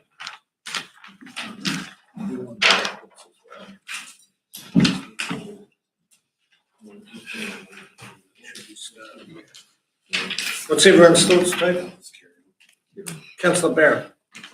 On page 5, there's a statement that says previous direction from council on the borrowing rates to include in our baseline calculations was to use an average for the first 3 years of 5.25%. And then it's followed by a table you've got there. Yes, that's the next assumption. Big pardon? That's the next assumption. So can we just go back one page to do, I'll explain that when we get to that one. Go back one page to the inflation one first. There's 3 here. There's inflation, then there's interest on borrowing and interest on investments. Inflation, yeah. The one I was just talking about was the inflation one. Looks like that. Hang on. Recreation Service Community Default Admin. Yes, those are inflation rates provided by Burl, which is government people, and there's an interim rate there which is what's currently in the budgets, and then there's a final rate, which is what they're saying after our October workshop. They said these are the new rates when they did the final one. So we're seeking direction from you guys to. We don't think who there's, you want to use Burl. we don't really think there's We don't think a there's a choice. We think we have to decision use choice. It's just saying that the latest information that we believe we should be including is the final. But That's your, you guys. well, I don't. So what do we need to? We don't set them. We get your agreement. We've got to on them. endorse it. When in that. So we're just saying to you that advising you that's the change. Sharon and I talked. We didn't think there's a decision that you have to make. We're just getting you to confirm that that's the final. So we're just acknowledging it. Yep. Does anyone have any issue with that? Pretty straightforward. So the next one is the borrowing interest rates, which Councillor Brown was alluding to. So this one here, back in October, we brought some information to you where we've got those external rates from Bancorp, our financial advisor at Bancorp, who advises us on our LGFA funding. And this table is showing the rate we had in the long-term plan 21-31, the annual plan 22-23, and the annual plan 23-24, and the current rates we have now. And the decision at that point was to add up the first 3 years' rates and divide them by 3, and that was our assumption for the whole 10 years. That was the direction given at that point, and we're seeking confirmation of that. So the first 3 years, sorry, Sharon, is in the now column. Yes, so the Or- 5.03, the 5.3, and 5.41, you add those together and divide them by 3, you get 5.25. Right, that's what I couldn't Yeah. work out. Yeah. Where does this 5.25 Okay. Once again, sort of straightforward enough. We've got to have some figure and it is crystal ball goes. Has anyone got a counter or we're rolling with it? We're rolling with it? Yeah. It's a massive, isn't it? Okay, the next one is the interest rates that we've applied to our investments over the 10-year period. This one we got advice from Melbourne Joseph Weaver, who they give us advice on our investments and they monitored NEPA for us. And this one they gave us a 10-year average of 7.3% return on our investment. And previously, on the last long-term plan, we've been using 3.4%. And the direction given at the October workshop on this one was to mirror the borrowing rate, not to go to the 7.3. I would just like to confirm. So When we get a, what? So if you, the trouble is the issue of course is with investments, you saw what happened before, that if you put in the budget exactly 7.3, then that's what you've got to be receiving every time, because you've got to do something. It's in the system, it's in your budget system. It's not a rate subsidy, because the rate subsidy sits at that 880,000 per year. That's always in there. It has its pluses and minuses, but it's in there. But this is over and above that. And the argument is, I like to be more conservative to make sure that, in good times you've got more discretion on things. And that's why mirroring it to 5.25%, if you've got 7.3%, you would have a large discretion over what you wanted to do with it, which could include any use of funds and that. So 5.25% is an easier target to reach. If you reach it, then every percentage point above that is discretion that you can apply flexibly, and that's why you agreed in October for the 5.25% mirror. Chris? No, I'll just endorse that decision we made in October, I think. It's good. Rather be better to be conservative on our investments than otherwise. Yeah, conservative would be to leave it at 3.4. Yes. The issue with that, councillor, is obviously it's less than the borrowing rate, and the discussion we had then was we didn't want to get into an argument about better use of money and using investment equity for debt, for example. So mirroring it was where we ended up, which is what we've done for this year. Councillor Martin. So what you're saying, Steve, is that we can't go any lower than 5.25? You could, but everything we do sort of has to be explained and argued as to why you would do it. So, I think we can put a good argument as to why we wouldn't go below the borrowing rate, and why we could have it below what has been suggested. But then you have to mount another range of arguments as to why you would drop it further and go even below that when you've got external experts saying it should be 7.9. Right? So you're really dropping it further, and then you're crossing that barrier around the borrowing rate too, and starting to have arguments about how best to use your money. So I just felt, and I think you agreed, that it would be better not to generate those sorts of arguments by just limiting it and stopping it at that external borrowing. At the borrowing rate, right. So our external advisors, are they a bit like our engineers? Are they pretty true to form when they give us estimates? Well, they would say, don't forget that there was an estimate of, they always say long term, and then we've had 3 years of bad returns or 2 years of bad returns through COVID and other things, which is unheard of, but what's happening, and that's what happens. Because I'd be a bit like Councillor McAtammany, I would go a bit more conservative, even at 4.75. 3.4. But you're saying that you can't go under the 5.25. Yeah. So It's also fair to say, though, that the only thing we've really got ourselves to be careful of is the 880,000 that we subsidise rates for as a percentage of that amount. And that percentage, I think I alluded to it in the rates rebate discussion, is only a couple of percentage. I think it's only a couple of percent. So in reality, you could get what we're proposing, 5.25% return, and you have to absolutely put 2.5% of it into rates, because that's the subsidy. Yeah. But you've still got that play. It's just budgeted return. You've still got things you can do with that, right? Even in that budget sense. So you do have a little bit of flexibility about what you want to do with that. Yeah, thank you. I think it would have been a wee bit more true to form or truthful if we'd actually had the last couple of years and taken off 31, 32, and 33. That would have shown a much clearer picture. It would be nowhere near 7.3%. It would be bang on about what we're actually deciding. Getting back to Councillor Martin's comment about advisors, they get paid whether we have a good year or a bad year. yeah, I'm just I wondering about the just accuracy. think it's a pity we didn't have that 7.3 is completely aspirational, and we know that from history. Very, very recent history. So I would have rather seen, 21, 22 2021-22 on there, take off our.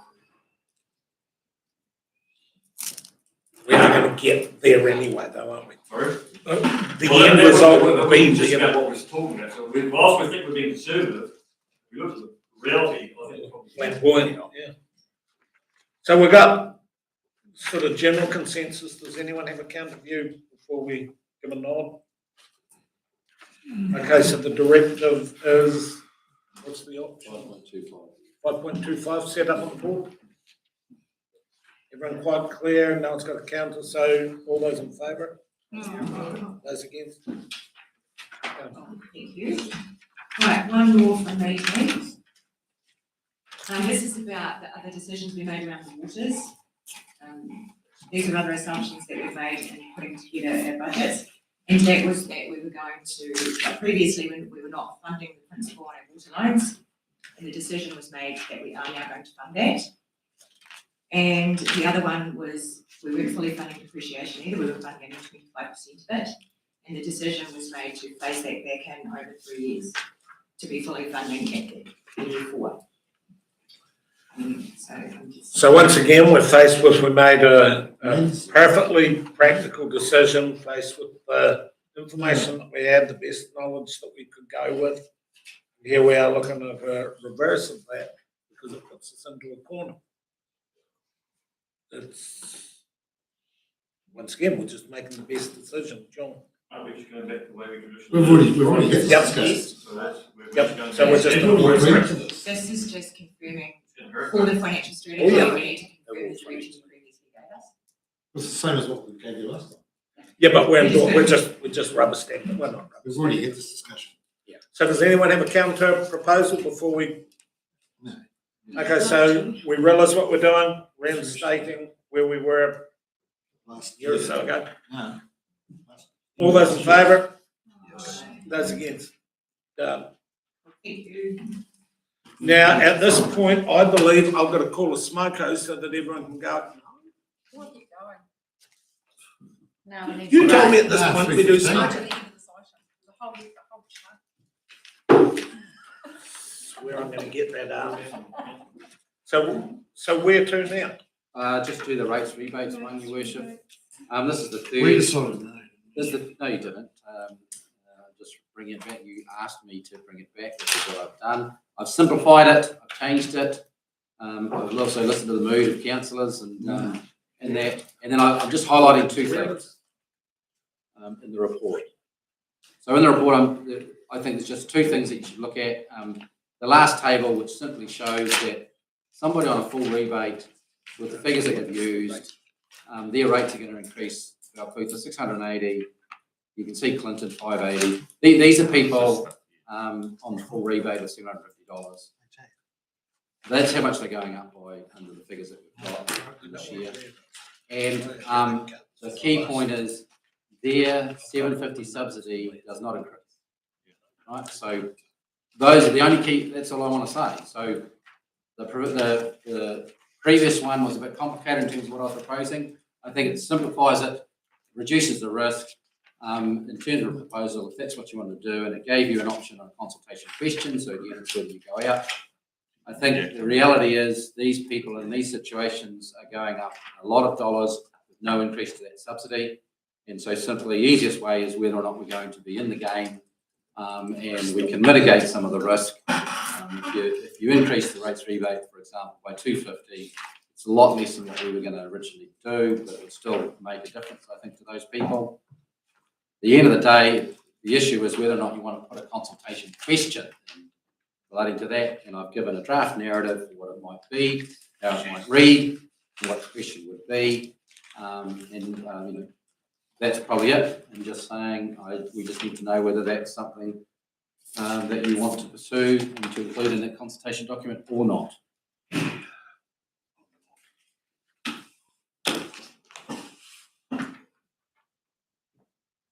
Councillor Finch. Thank you. I think it's really important that we do the top up for those people. And I think it's important that we do have that there so people see that we are actually trying to help those that are vulnerable and that hopefully will make a difference at the extra $250 for them. So I think it should be there just to have a statement saying, well, this is actually what we are and have done in the past, and we're going to continue on and do it. Can I say, oh, sorry, yeah, John, you go first and then I'll go. No, Carol, what James was completely different. Yeah, mine's totally different. Those points.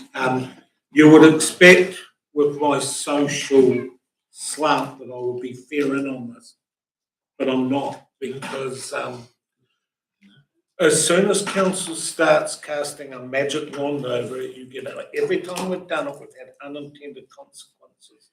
And when you base the initial figures off the taxpayers union figures for kickoff, and then we all know that most of the vulnerable people are actually set up in a trust that excludes them from it.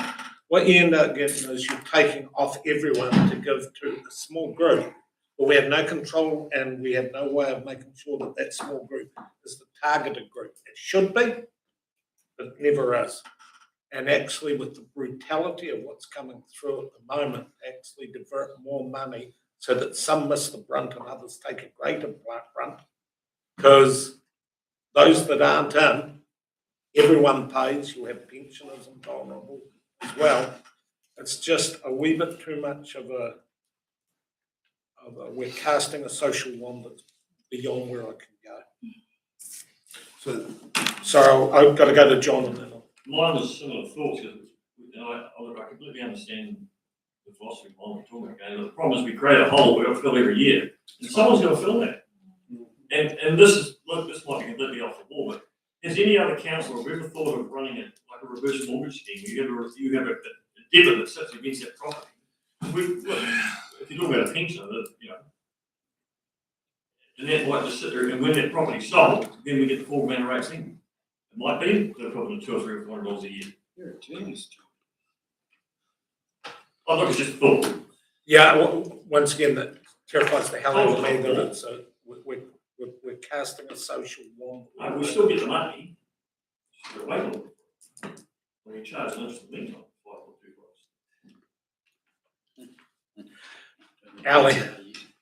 Well, I doubt you'll be able to do that, John, because if you go back to when we did the surge things and that, remember, we did loan and something, we were doing something wrong there, I think. You could almost get the case that those people have to do that. You could actually have a point, you're talking about a pension, we actually have to create a reverse mortgage on their property to pay their rates. But not through the council. I don't think you can do it through council, but anyway, that aside, I don't support it. Yes, we have got ones that get the rates rebate that obviously could do with some help. But actually, there's an awful lot of others in the community that are equally vulnerable and needing assistance. And all you're doing is putting that extra onto their rates. So, no, I don't support it at all. Sorry, Your Worship, because I was not going to say anything, but I've just heard two comments that seem to have misunderstood where the funding's coming from. The funding is not coming from rates. The funding is coming from the investment surplus. So that's clear in the report. So I just, when you say take it from this and do it to that, I'm not arguing, I'm just making the point that please be aware where the funding was proposed to come from, that it wasn't being taken out of ratepayers' pockets to support other ratepayers. But Steve, if we didn't take it out of the investment, it would be there to go back in. Look, I really appreciate that you've done it, and I wasn't here. That was when I got crooked that time, and I wasn't at the meeting. I would have expressed my concerns then. But if the money's not taken out the investment, then it's there to go back into the wider good of the district. Done. Well, my comment would probably be more for the question, council. I mean, if I open my consultation document and it says council would like your feedback on whether we should provide an additional rebate of $250 for those receiving the maximum, instantly the ratepayer, without knowing how this frame works or how council sort of operates, they have no idea it's coming out of an investment. They just think, I'm going to be paying $250 towards someone else. So, no. It says it in the question. Yeah. that it come from budgeted investment. Yeah. But they still think it's there, don't they? Because they won't be eligible for it, so they think, well, if I can't get it, then. What we need is a show of hands, but we need to have someone cast which way we're going. Can I just say, in 2023, it was only 642 ratepayers. Well, that goes with the argument, Gaynor, that we're not getting to every vulnerable person out there. Well, I'll happily move that we will not include a consultation question. Okay, so Dane's moving that. I'll second, because I actually think it lacks a bit of equity across the district. So we realise where the vote is. Dane is of the no, we don't do this. So if you vote yes, you're voting no. We don't put in the concept. Yeah, we just don't do it. And we're not doing 250 increase. So we're not increasing and we're not consolidating. We're not increasing. Just not not putting just in. not done. Just carrying on as we normally are. So is everyone quite clear on what we're giving indication on? So when you vote for Dane, it's that we do nothing. If you vote no, then we're back into consideration. Correct. Is there any questions, any further discussion before we put the vote? Well, I'm sorry, Your Worship, I'm just thinking maybe the consultation question here. Maybe it should be in there. Yeah, in the option, so I wasn't, whilst I'm on Dane's side, I'm not so sure about not doing it. Okay, we're still seconding it? Pardon? Okay, we're still seconding it? You can second and vote against what you're doing. Yeah, well, I think that's what's going to happen. Right, yeah, no, just as long as you're comfortable. Yeah, sadly. Yep. Any further discussion before we put it? Chris? Yeah, I'm just confused here. So you're against the giving any subsidy or topping it up? You can explain the consultation. And so. As well. So I think that there should be two separate issues here. But if we're not against, if you're against giving them any top up, the consultation document is, consultation questions are relevant. Correct. It doesn't happen. What There's no Dane's saying need is we don't ask the We just question. continue selling. So this is a two-part thing, isn't it? Not necessarily, because if you vote with Dane, just doesn't happen. We just move on to Smoko or whatever the next. Yeah. It doesn't appear in the consultation document, we're not doing that. Yeah, I think that's right. So is everyone quite clear what we're voting on before we do it? Bruce, just. Yeah, no, I'm clear on it, but I think it would be actually, I'm probably not in favour of the subsidy, what you care to call it. I think it would be an interesting question to have in the consultation document. That's right. There anyway, and we still have the final decision in June, when we finalise the LTP. So for that reason, I'd probably vote in favour of having a consultation question in the document. Then vote against it. So you're voting against. Correct. Really, that's what I'm really trying to get clear here. Everyone knows which way to vote. That's whatever outcome you want. Correct. Are we ready to vote? Yes. Done. Okay. All those in favour of Dane's proposition, please say aye. Hands, please. Oh, yeah, hands. 1, 2, 3, 4, Your Worship. All those against, please say no. No. 1, 2, 3. So That's fine. it goes into the, hold on.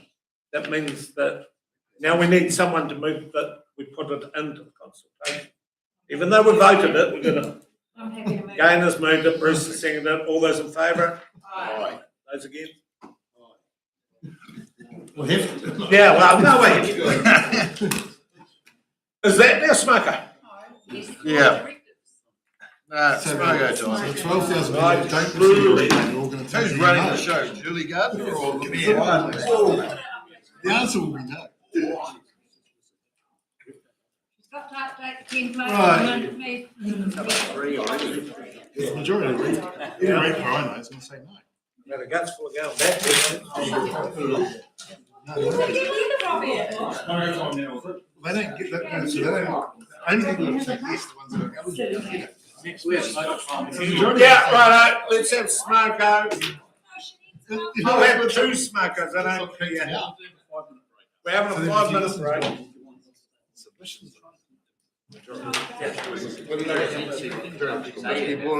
So guys, we're only having a 5 minute break because the pub was smoko times when Julie and the team need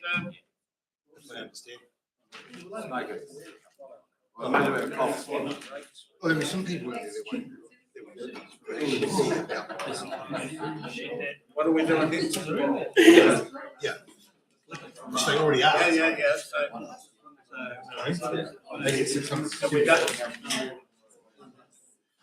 Experienced council. Already. Do you know? No.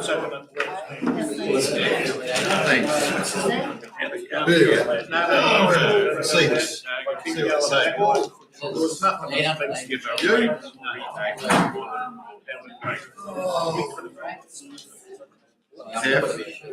No, you agree.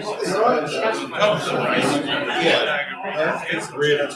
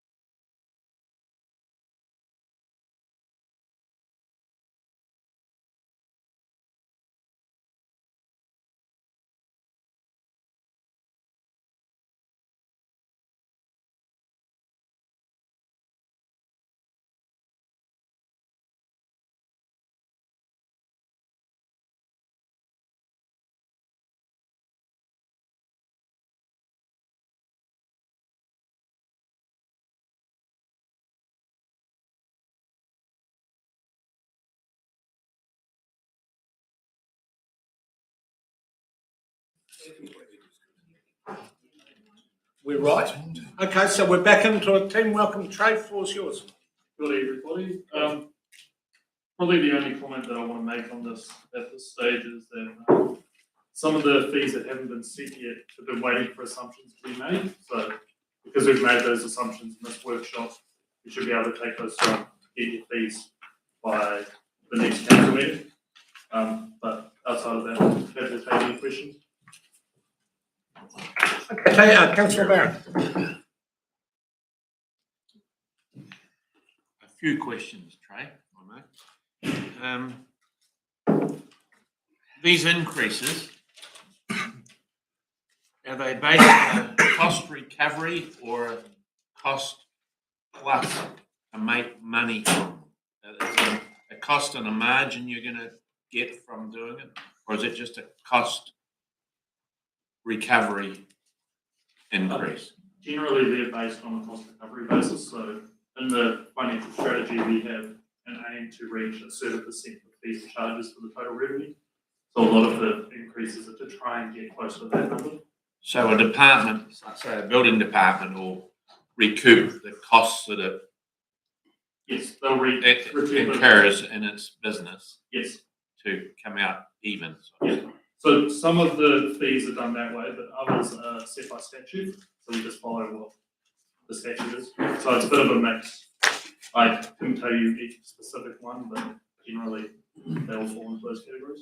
Okay, the second question, some of the fees are for income producing, and one of them is the camping ground charges. Yes. And so you've got in here, cabin for 1 or 2 persons, up to 49 nights on page 18. Is that a cabin with facilities such as showers and toilets, or is it an empty cabin that you just sleep in?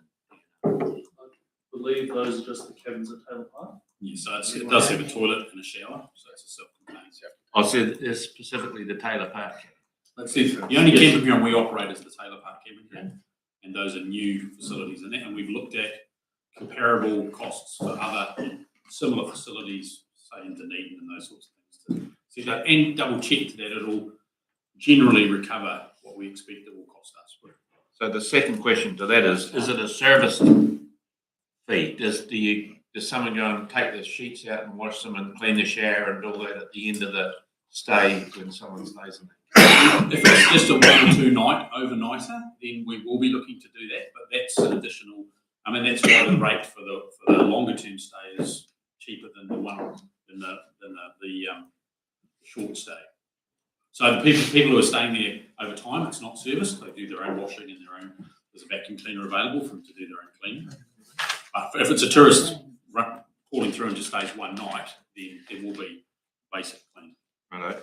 And the third question is that up to 49 nights, is that where does that 49 come in? Yeah, regulations, legally, no one's allowed to stay at a camping ground more than 49 nights.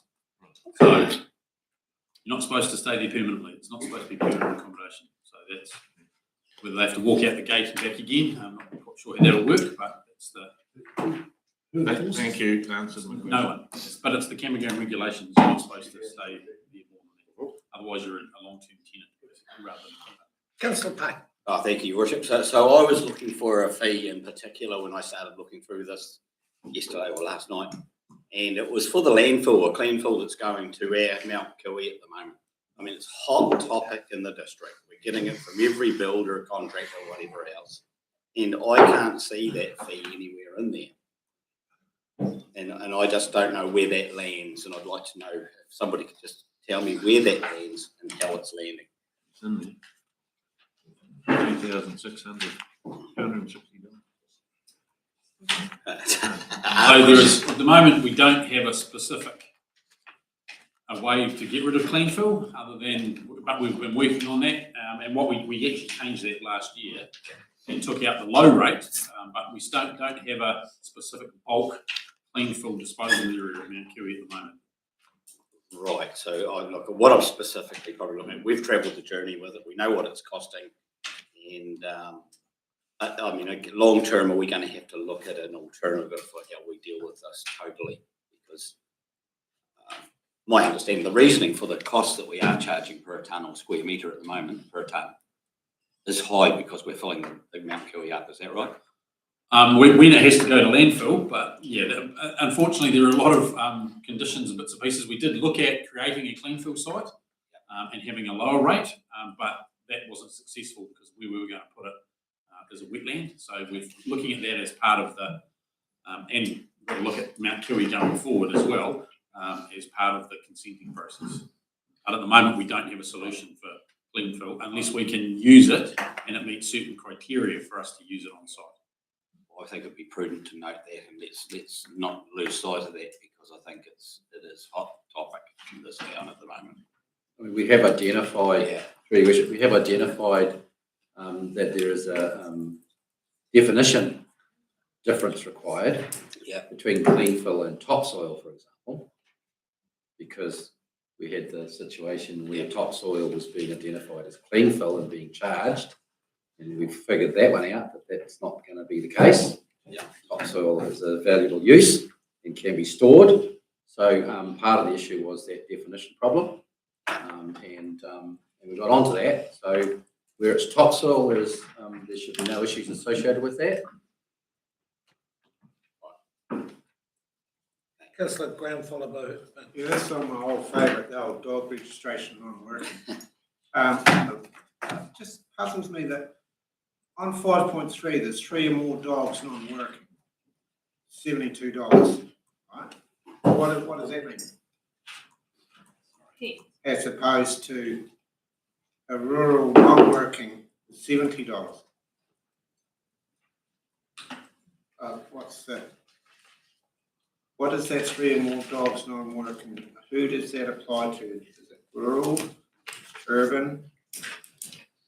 An application fee, isn't it? It's an application for what? What? An application fee for responsible dog So you have to apply to have 3 or more non-working dogs, even out in rural. So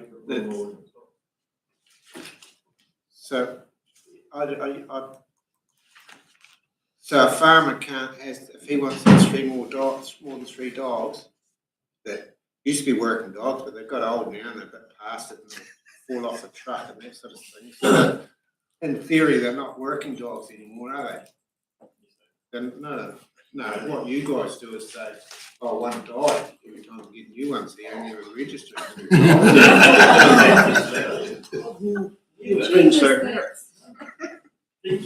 That's for responsible dog ownership, and so it's for ones that get a I special know what a fee. responsible dog is, but the 3 or more dogs not working, you have to apply to have 3 dogs. I've never applied to have 3 dogs. And I've got 4 What's of the them. application for 3 dogs? Yeah, I've never had to put an application. If you want to register 3 of them as non-working, that's the application fee. Otherwise it'd be For 3 a times 22. responsible dog owner. It's a discount. No, it's 3 times 70. No, that's for the application. Right, see, I never stayed at school too long, so I was a bit confused here. The application. Are we able to have someone find the answer for that? Yes. It's not going to change the trajectory of where we're going today. Just a quick one. Yeah. I just through you, Your Worship, just on page 20 there, council community housing. I'm just wondering if you're actually really taking the true cost, because we pay the rates. Pay ourselves the rates. So on page 20, Yeah. when you start spending $3,500 a year on rates.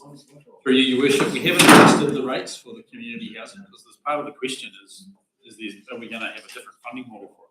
So until we confirm that, we don't know what the rates for the cost for the community housing units can't be sorted out until we've gone through the LTP and sorted out is there going to be funding assistance for it, because that'll change what we have to change, right? As well as updating for the projected rates next year and all those sorts of things. So you'll note there's been no change to the community housing rents at this stage, because we're not at the point where we can project what they're going to be until we decide how they're going to be funded going forward.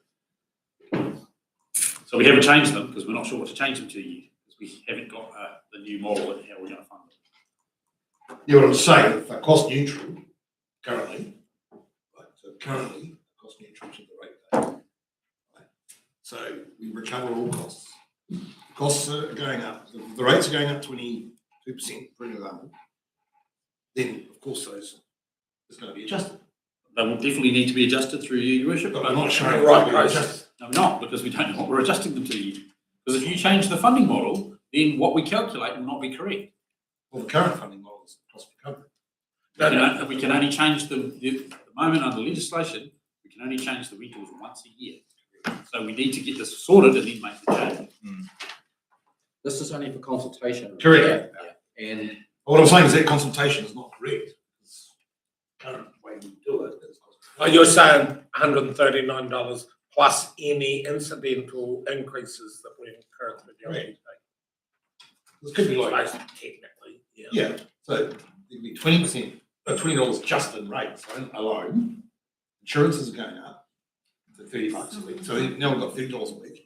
Then you've got the actual recovery to run everything. So next thing, it's pretty easy to get to $40 a week just to stay neutral.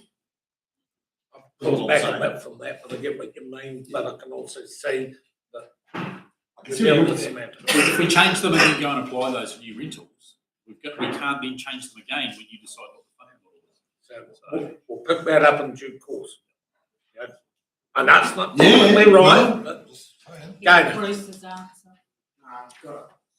That was what I said all along, anyway. Never listen to you. Exactly. On page 18, it's got long-term campers scored out, tent left on site, scored out, and caravan left on site. So I'm assuming if the caravan is left on site, that is $145 per week now. Is that correct? Yeah, people don't tend to leave them on site in Melbourne, Taylor Park, unless they live there. It's sort of a rejig that they're historic, that we don't take them and they don't Okay, need it. that's fine. And tents, they don't obviously leave as well. Thank you. If you're on site using a site, then you pay for it. Yeah, all good, thanks.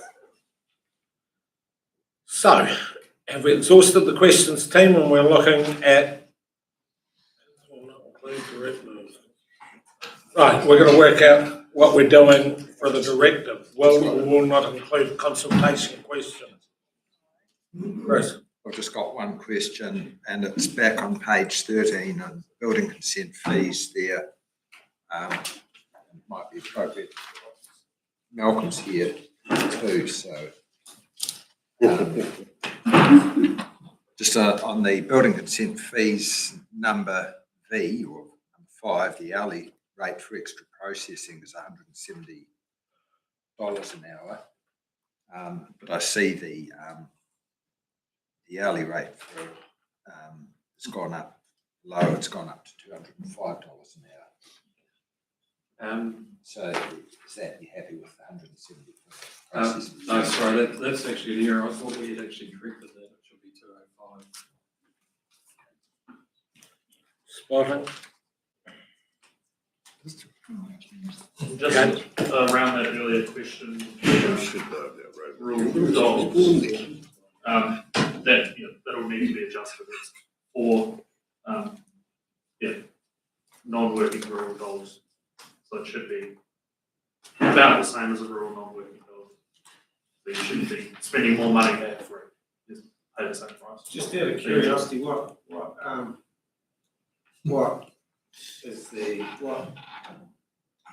what's a working dog? What constitutes a working, what's the definition of a working dog? A working dog is defined as one that is actually used for like stock use. Shifting stock? Yes, basically. So what's the definition of stock? You heard of chickens? No. There is a clear definition on it. Of stock? Yes, basically if you've got a lifestyle block, it may not be a working dog unless you're actually taking it to other places to use. Like, it is a pretty fine line, but it is actually a working dog is a working dog. It's not chickens? No. Oh, sorry, yes, stock. Yeah. Shit. I mean, generally, site would be referred to, like I say, cattle, sheep, No. Right, we're moving right along here to councillor Will. Just regarding that, though, 3 or more dogs, the 5.3, it's an application fee. And I presume it is it just for urban people who want to keep more than 2 dogs in an urban area? Non-working, or is it also include rural? That's something I'll probably have to look into, Bruce, to actually have to check it, because there are fees that was calculated on as they were listed. It's just. It's an application fee, not an annual fee. No, it will be an application fee, yes. Okay, we have a consultation question at the start there. And now I've turned the wrong way.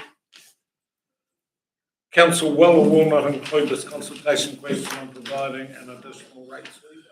No, you wouldn't. No. No, simply the financial strategy, it's up there. We're noting that there's still some further ones to add into.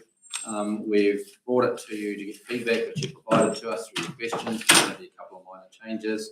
So you can expect a couple of minor changes, plus the ones that we haven't dealt with for the February 15th meeting. And that's it. Righto, who's gonna? You don't have to. You don't have to. Good, let's move. 2, financial policy approach update, is that it, Sharon? Yeah, pretty quick.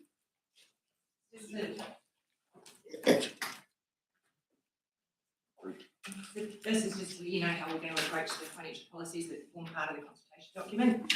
So we're going to, they're going to be coming with a consultation package on the 15th February council, but before that they're going to go via risk and assurance, because there's 3 in there especially that we've had externally reviewed or reviewed by the chair of risk and assurance, and that's the investment management liability policy and the treasury management policy and the revenue and financing policy.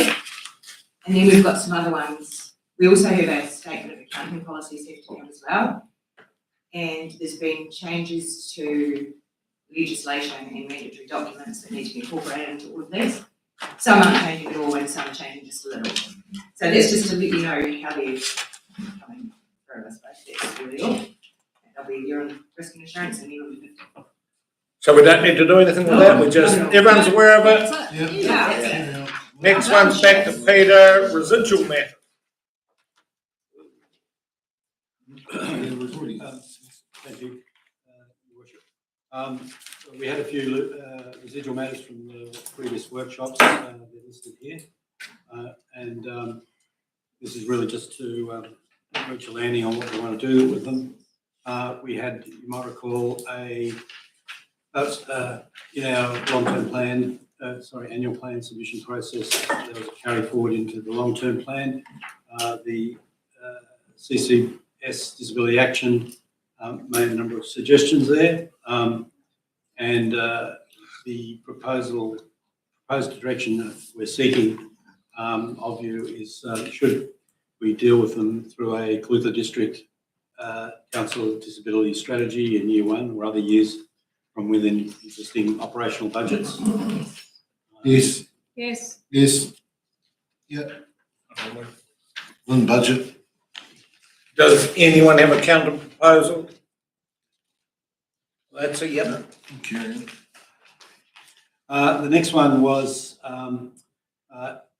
Heritage Lawrence Topeka Community Plan. There was a submission with a range of suggestions which I'll package up into an option. Essentially, there was a suggestion for some salary, half an FTE, and for money for specific projects.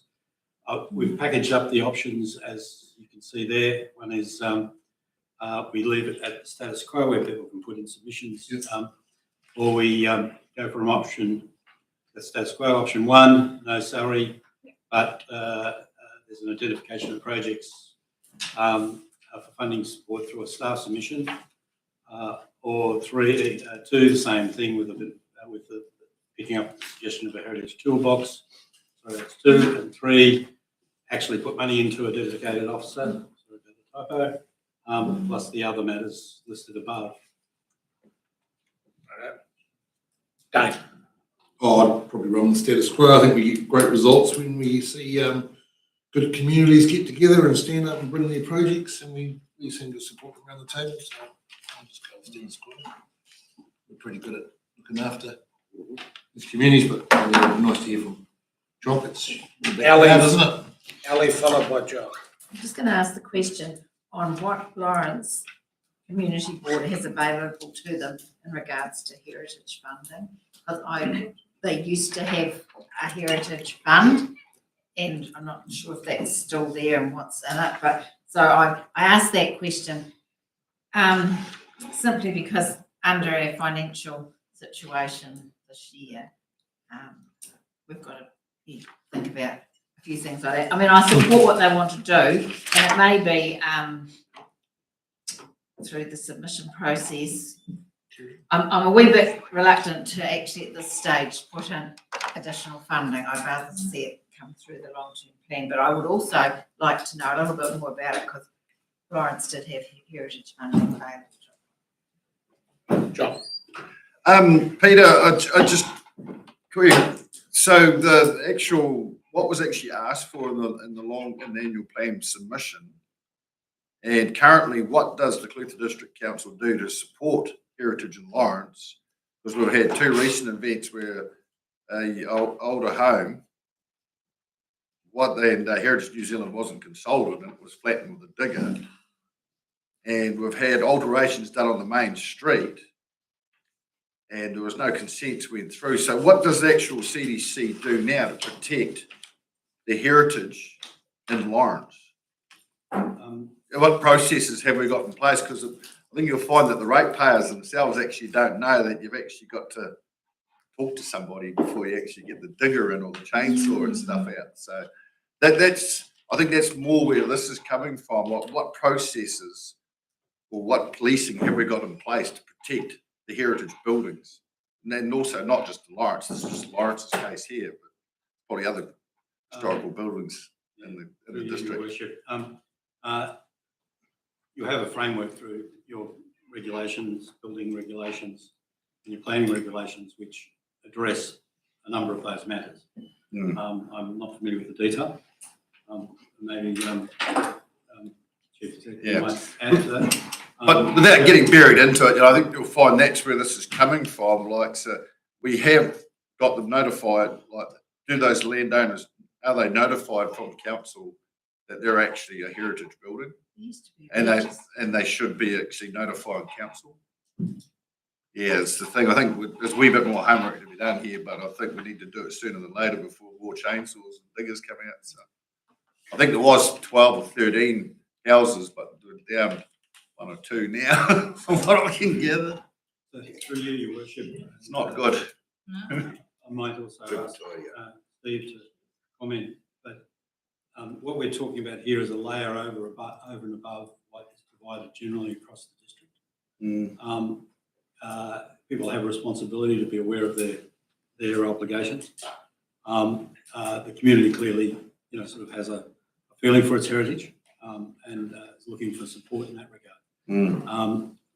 I suppose the question in my mind is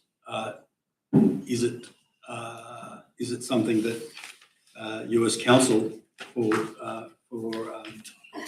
for the council to have a heritage person helping that? Now, I also might add we've already got a layer of support through our place community plan processes and the significant resources that go into that, and that enables people to identify the things that they may want to do, and then, as you indicated earlier, if they need actual financial support, they can go through the submission process to do that, as we normally do.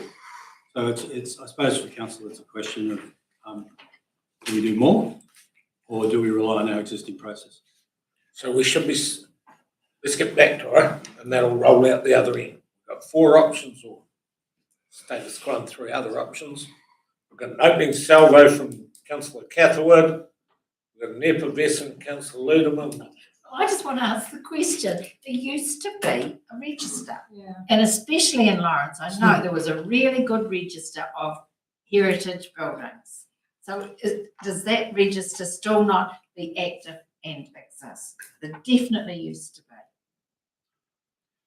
There's an archaeological register, right? So that's a statutory document where they exist, and you can't do certain things to them as a consequence of that register, otherwise you're going to be in trouble. So that does exist. That's yeah. And Lawrence had a heritage fund that had identified some of those houses within Lawrence. I know it used to have, so I don't know what has happened to that, but that That's a definitely. long time ago, isn't it? Well, yeah, but why would it have disappeared? There wasn't very much in it, and they rolled it up into the project funds, not that long ago, was it? Last year, it was 30,000. Okay, I knew it was there, and had to have gone somewhere. Now that we've solved the mystery, we're getting back to which one are we going with? I'll move it. I'll move it. Okay, Dane's moved status quo, I think. Have you got a second? Seconded to Bruce. Further discussion? No, there could be further discussion. I'd be more in line of option 2. No additional salary.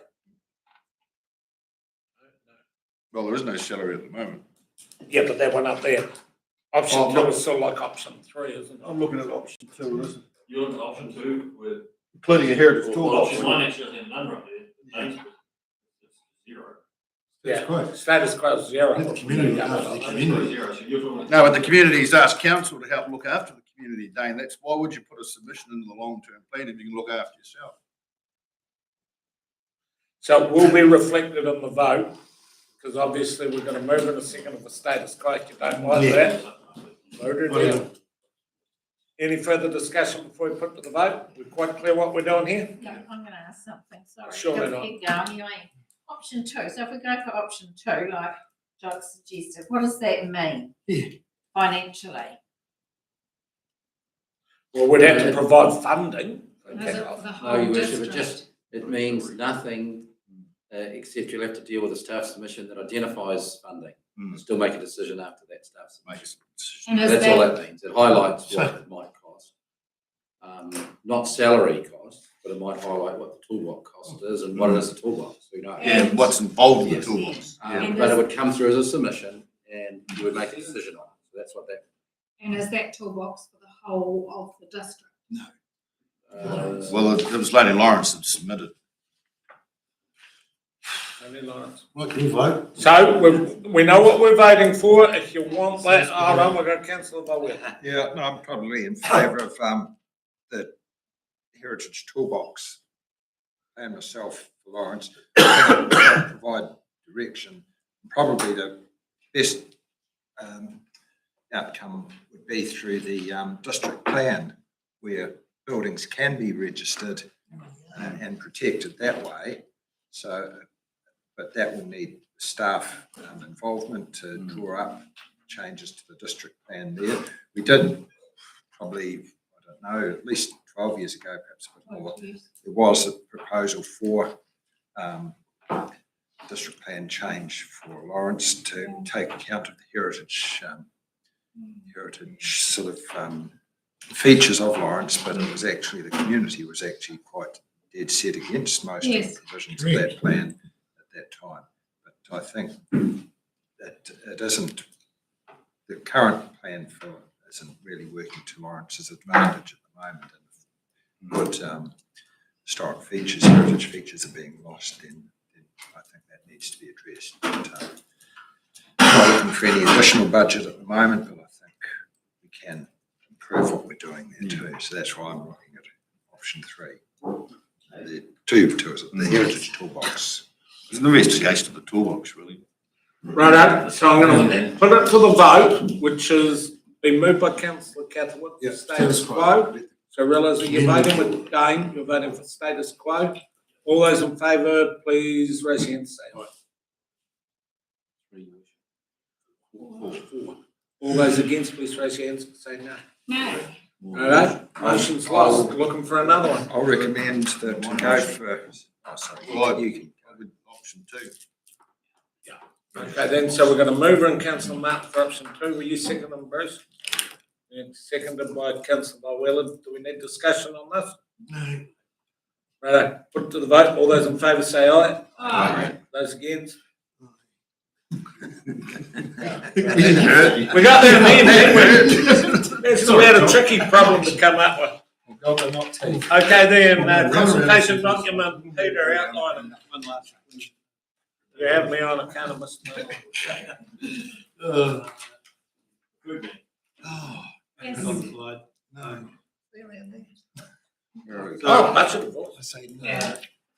This is really a process question about receiving a submission on the presentation of the food hub, but that will be supported by council staff to get that done. Yeah, I think when we had that issue with that, at the end of the day, it was decided we weren't going to put it in the baseline, and that still doesn't mean that it shouldn't be a submission process and still have to deal with it in a decision sense. And so we don't actually think it's a direction that we need to worry about, because you would expect to deal with submissions, right? So Yep. I think the point was you go back to the We third half and accept every say- submission, we're accepting that one, they just need to know that that's the process. Can someone please ensure the budget advice is informed that they need to make a submission to further their, Does what they've already presented not become a submission? Or do they have- we can do that, but they can always update it. Yeah. okay, that's the second phone to go off. Same phone twice, Brian. Yeah. So, hang on, isn't the budget advisory services, wasn't there an angle to come to us so that it can be a submission question, like a consultation question to the community? Isn't that why they came to us saying, would this community, with a driver? No, I don't think it was. They just came for 25 minutes. Because I missed up the time. Probably why they came early. Okay, that's right. Just a question. I thought that's what they.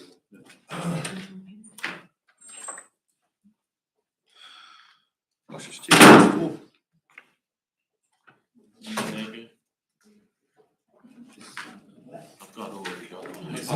Us to make a decision. Yeah, right. Okay, everyone, what we got, you know how we've got it here. We're now going to update here.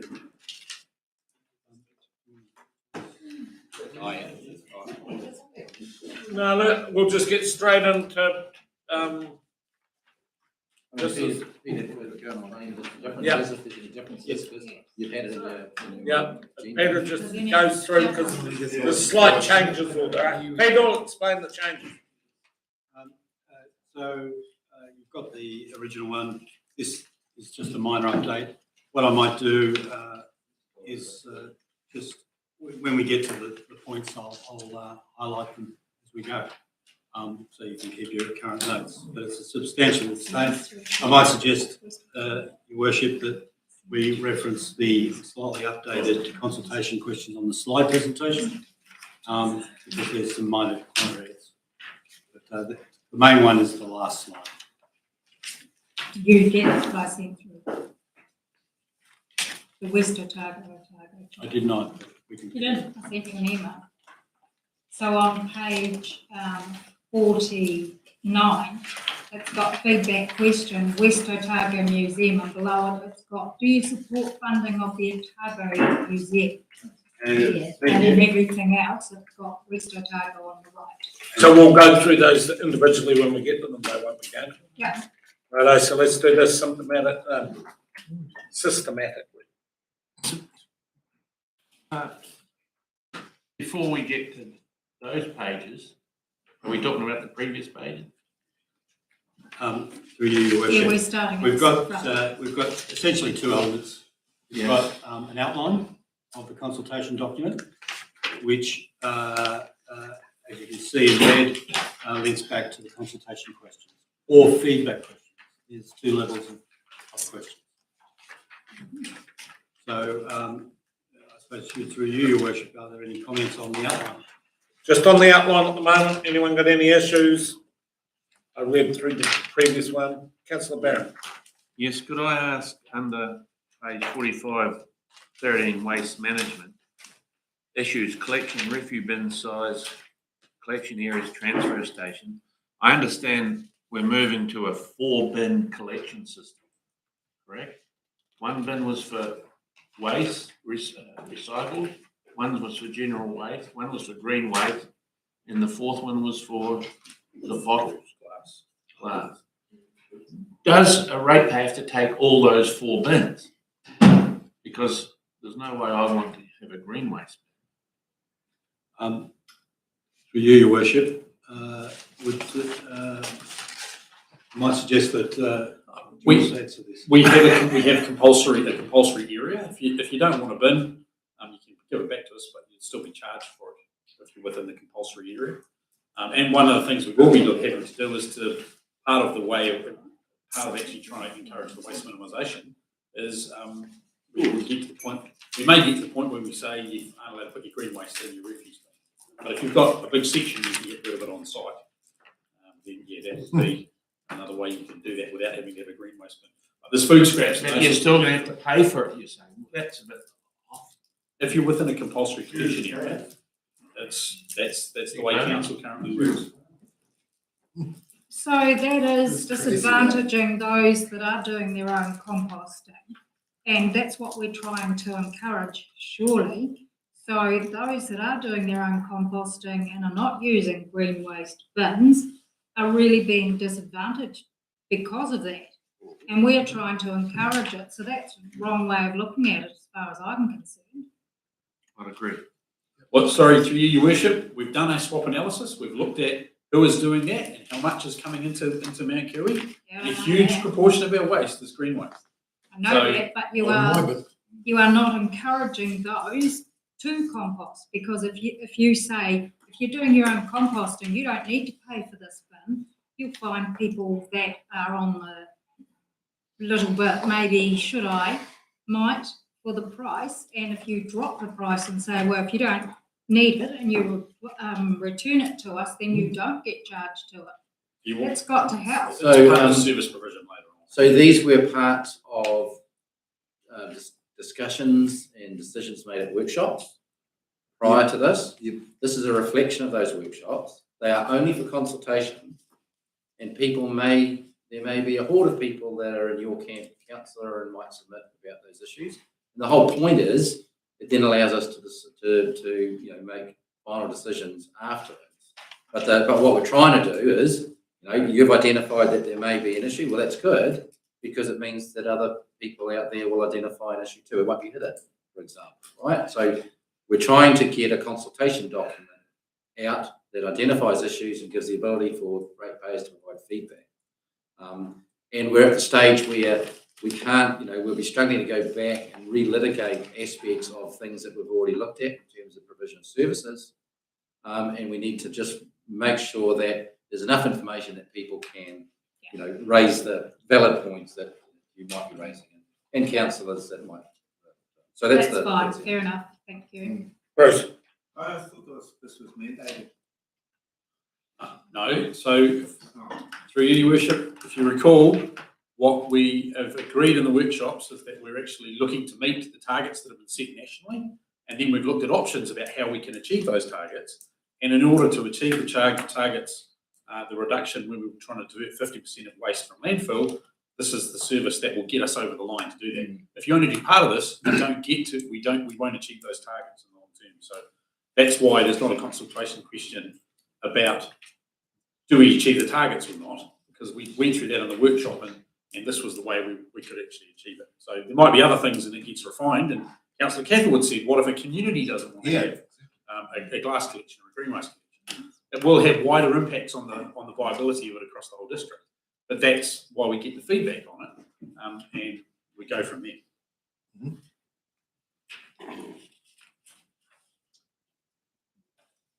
Okay. So I might, through you, your worship, ask if people are comfortable with the outline. I can answer any questions. I think it's reasonably self-explanatory. However, it's probably not, important to note, and Steve might wish to comment. Point 4 in the update talks about the financial challenges. And that's going to be a really important page in front of this consultation document. It goes to the heart of all the discussions you've been having with respect to the rate challenge, and it goes to the heart of the drivers, which are principally the Three Waters.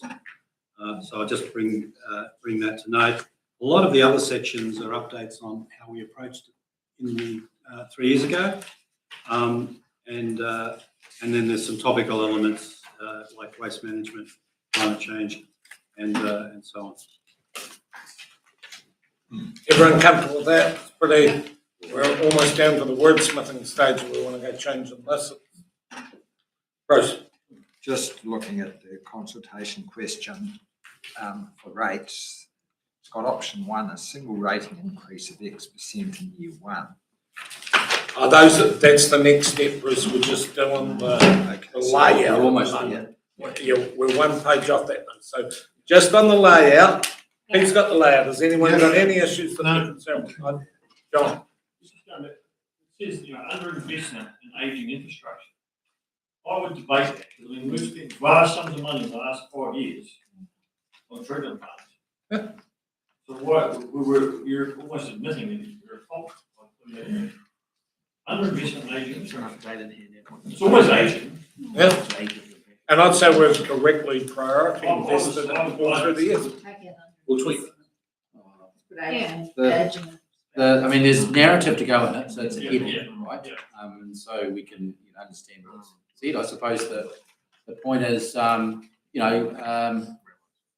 if we've kept it 4%, all this time for a long time, and under 4% by quite a bit sometimes in that sense, if you take a long-term view of the investment in infrastructure, and our understanding of how we were looking at that, I mean, I think it would be fair to say that is, you can't say that we've overinvested, and I'm not sure you could argue that we are perfect in our investment. I would think there would be some shade of underinvestment in that. But it could be. I'm not willing to accept that, because every single time as a council, we've fully supported whatever's come. So it could be. I actually agree with Steve. Actually, if I could suggest just to change, what I think would be more accurate would be underinvestment to keep up with changing standards. Because our infrastructure is not actually that old, but we haven't kept up with wastewater and drinking water standards. Yeah. So it changes it from the age of the infrastructure Yes. to we haven't kept pace with our investment with what we've needed to meet drinking water standards and to meet our. And this isn't in one particular step. This is. But Jules, even 2 years ago, that's what, did anyone want to invest in protozoa? No, we didn't, because it wasn't a requirement. Yeah. And at the time, we were investing and doing at the pace that was required. Did Public Health South prosecute us? No, they didn't. But I absolutely agree, Brian. We have in our long-term plan, we are not going to have all of our plants comply with protozoa. But it was part of the drinking water standards. And we were supposed to be taking all practical steps to be moving towards compliance, which is what we had. But the goalposts have changed, and to me, that would be we can change the wording, but we certainly haven't invested to keep up with the modern standards, especially in the wastewater space. But your Expectations of outstretched investment. But also, Your Worship, you make a statement that I've heard before that sort of says, hey, we as elected members have never turned down a request or have never been asked for such and such. And I'll just make the point that we had a rates cap of 4%, and we only brought you, works programs that would be meeting those requirements. And that. So there's an element to that side of things. It's not like there was this, hey, well, that side. It's a two-way street around how programs are developed. I love Jules. the blame going over here, because at what point did we ever turn down an investment that was required to meet our consents? Yeah, no, Jules's wording's far better than what that is. It's just a minor change. It's the same story. We can put in the narrative. All those in favour of Jules? Sorry, Brian, but you want it moved on? Yeah, that's well. Well, no, I've got no problems with underinvestment in aging infrastructure. No. Due to a rates cap, didn't come up to, stuff that should have been replaced didn't get replaced. It's not because of the regulations. We have underinvested in aging infrastructure. It's just a combination, like, I think I we got get no problem ourselves with in trouble. It's the truth. Yeah, I think we get ourselves in trouble, councillors. There's certainly trouble floating around here somewhere. If you highlight one thing, and there's a combination of things, right? So let's just agree on that. And there was a compromise suggestion of where it would be read. It'd be difficult to argue that compromise suggestion. I don't, what was it? Underinvestment to keep up with current standards. Because I'm still sitting there thinking, at what point did we ever, due to the rate cap, not do something that was required under consent? We did every consent. There's stuff that could have been done. There's always stuff that you could be doing, stuff that could be done. End of life infrastructure. It's also factual that the goalposts have moved all the time too, so you're 100% right, Jules. It's just how you wordsmith it. Let's not argue with each other on that one. The suggested change is probably less contentious, but still correct. Yeah, certainly not willing to wear the first one.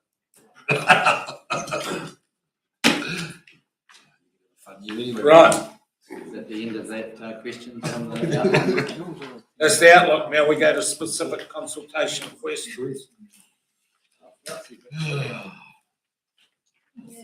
You do, Pete? The first consultation question hasn't materially changed. Hold on, guys, let's pull it in because this is critical. For you, Worship, on the screen, I'll ask for comments. I will just explain why before the question comes. When we sat down with audit and we were scratching our heads a little bit around what were key consultation questions, one thing became glaringly obvious. The biggest issue we've got in terms of our LTP is the rating, the rates that we'd be intending to go out with. And we had agreed our preferred option is the, spread it out. But we started at 45%, you remember. And when we talked to audit, the point was that's not said anywhere. We jumped straight to the preferred option of the spread. And yet it's the biggest single issue is the rates requirement and the cost. And audit just pointed out to us that given that that's the single biggest issue, you would think you would have a rates question on that particular issue. And that's why we brought it back to does anyone really want to pay 45% for year one and less for years 2 and 3? Or do you agree with the council's preferred option to spread it over 3 years? So that's what they pointed is that if you don't have something like that, then you miss what is one of the biggest issues there is in any form of consultation question. So I never saw it as a big issue because the option 2 was always where we're going to go. We've always harmonised and flattened off. And if we go out there with option 1, it's the one thing that's going to be said, and it's never happening. We're already going out with stuff that's not happening. Are we going out with 47% in year 1? Nope. No, So why are we consulting on it? Because that's going to be the entire focus of the entire LTP. We're not going out with 45 or 47, Your Worship. We're going out with the preferred option. It's in the baseline. It says all your rating examples are based on that. But audit was making the point that you're only doing that because year 1 is 45%. And you've got, if you don't have this, for example, there really is no consultation question at all around your single biggest LTP map. And that was the point. Bruce, followed by Doug. Thank you, Your Worship. I think it's an important question to have in there. I think it really does focus people's minds when they see any of those figures, whether it's 45% for year 1 or 20% for the next 3 years. But what I would like to know, what I think should be under option as 1 is that you've got the single rating increase of, say, 45% in year 1, but I think we need figures there for year 2 and 3 as well. That's my Yes, yeah, sorry. problem with that one. Understood. And- Pretty much same comment actually. What Bruce has just noted is to just show it.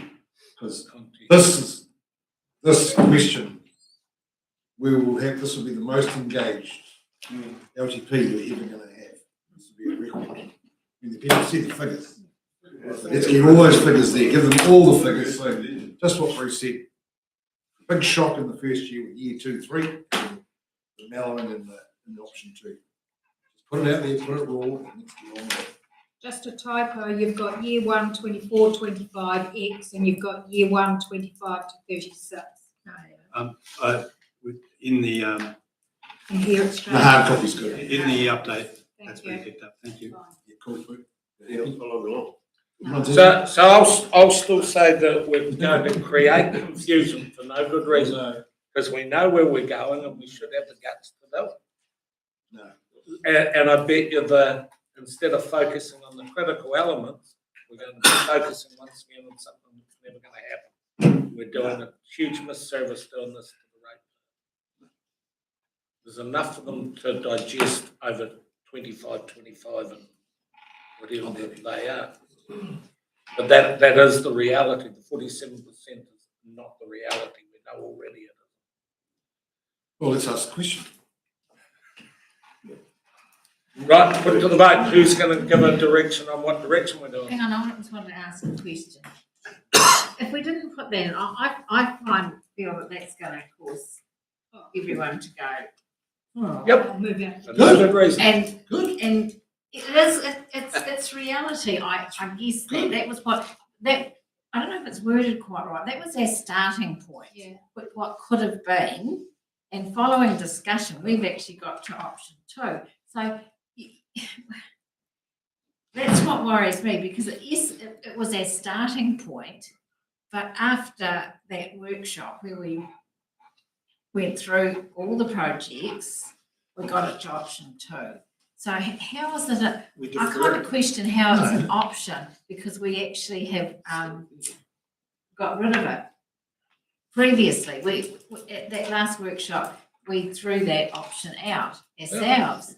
So why put it in here? Every year we I start at I 5%. understand that And it's we go there, down to but 4, but we never. I would rather people know that that was an option that council had in the beginning, but after long consultation, extended consultation, we've opted for option 2, and somehow gives them the text to show that, yes, we did start at 45%, but explain that after consultation and everything else, we actually got to our preferred option being option 2. So I guess giving them, explaining why it was at that and why we've got to option 2, because otherwise you put it in there at 45% and they're going to go, wow.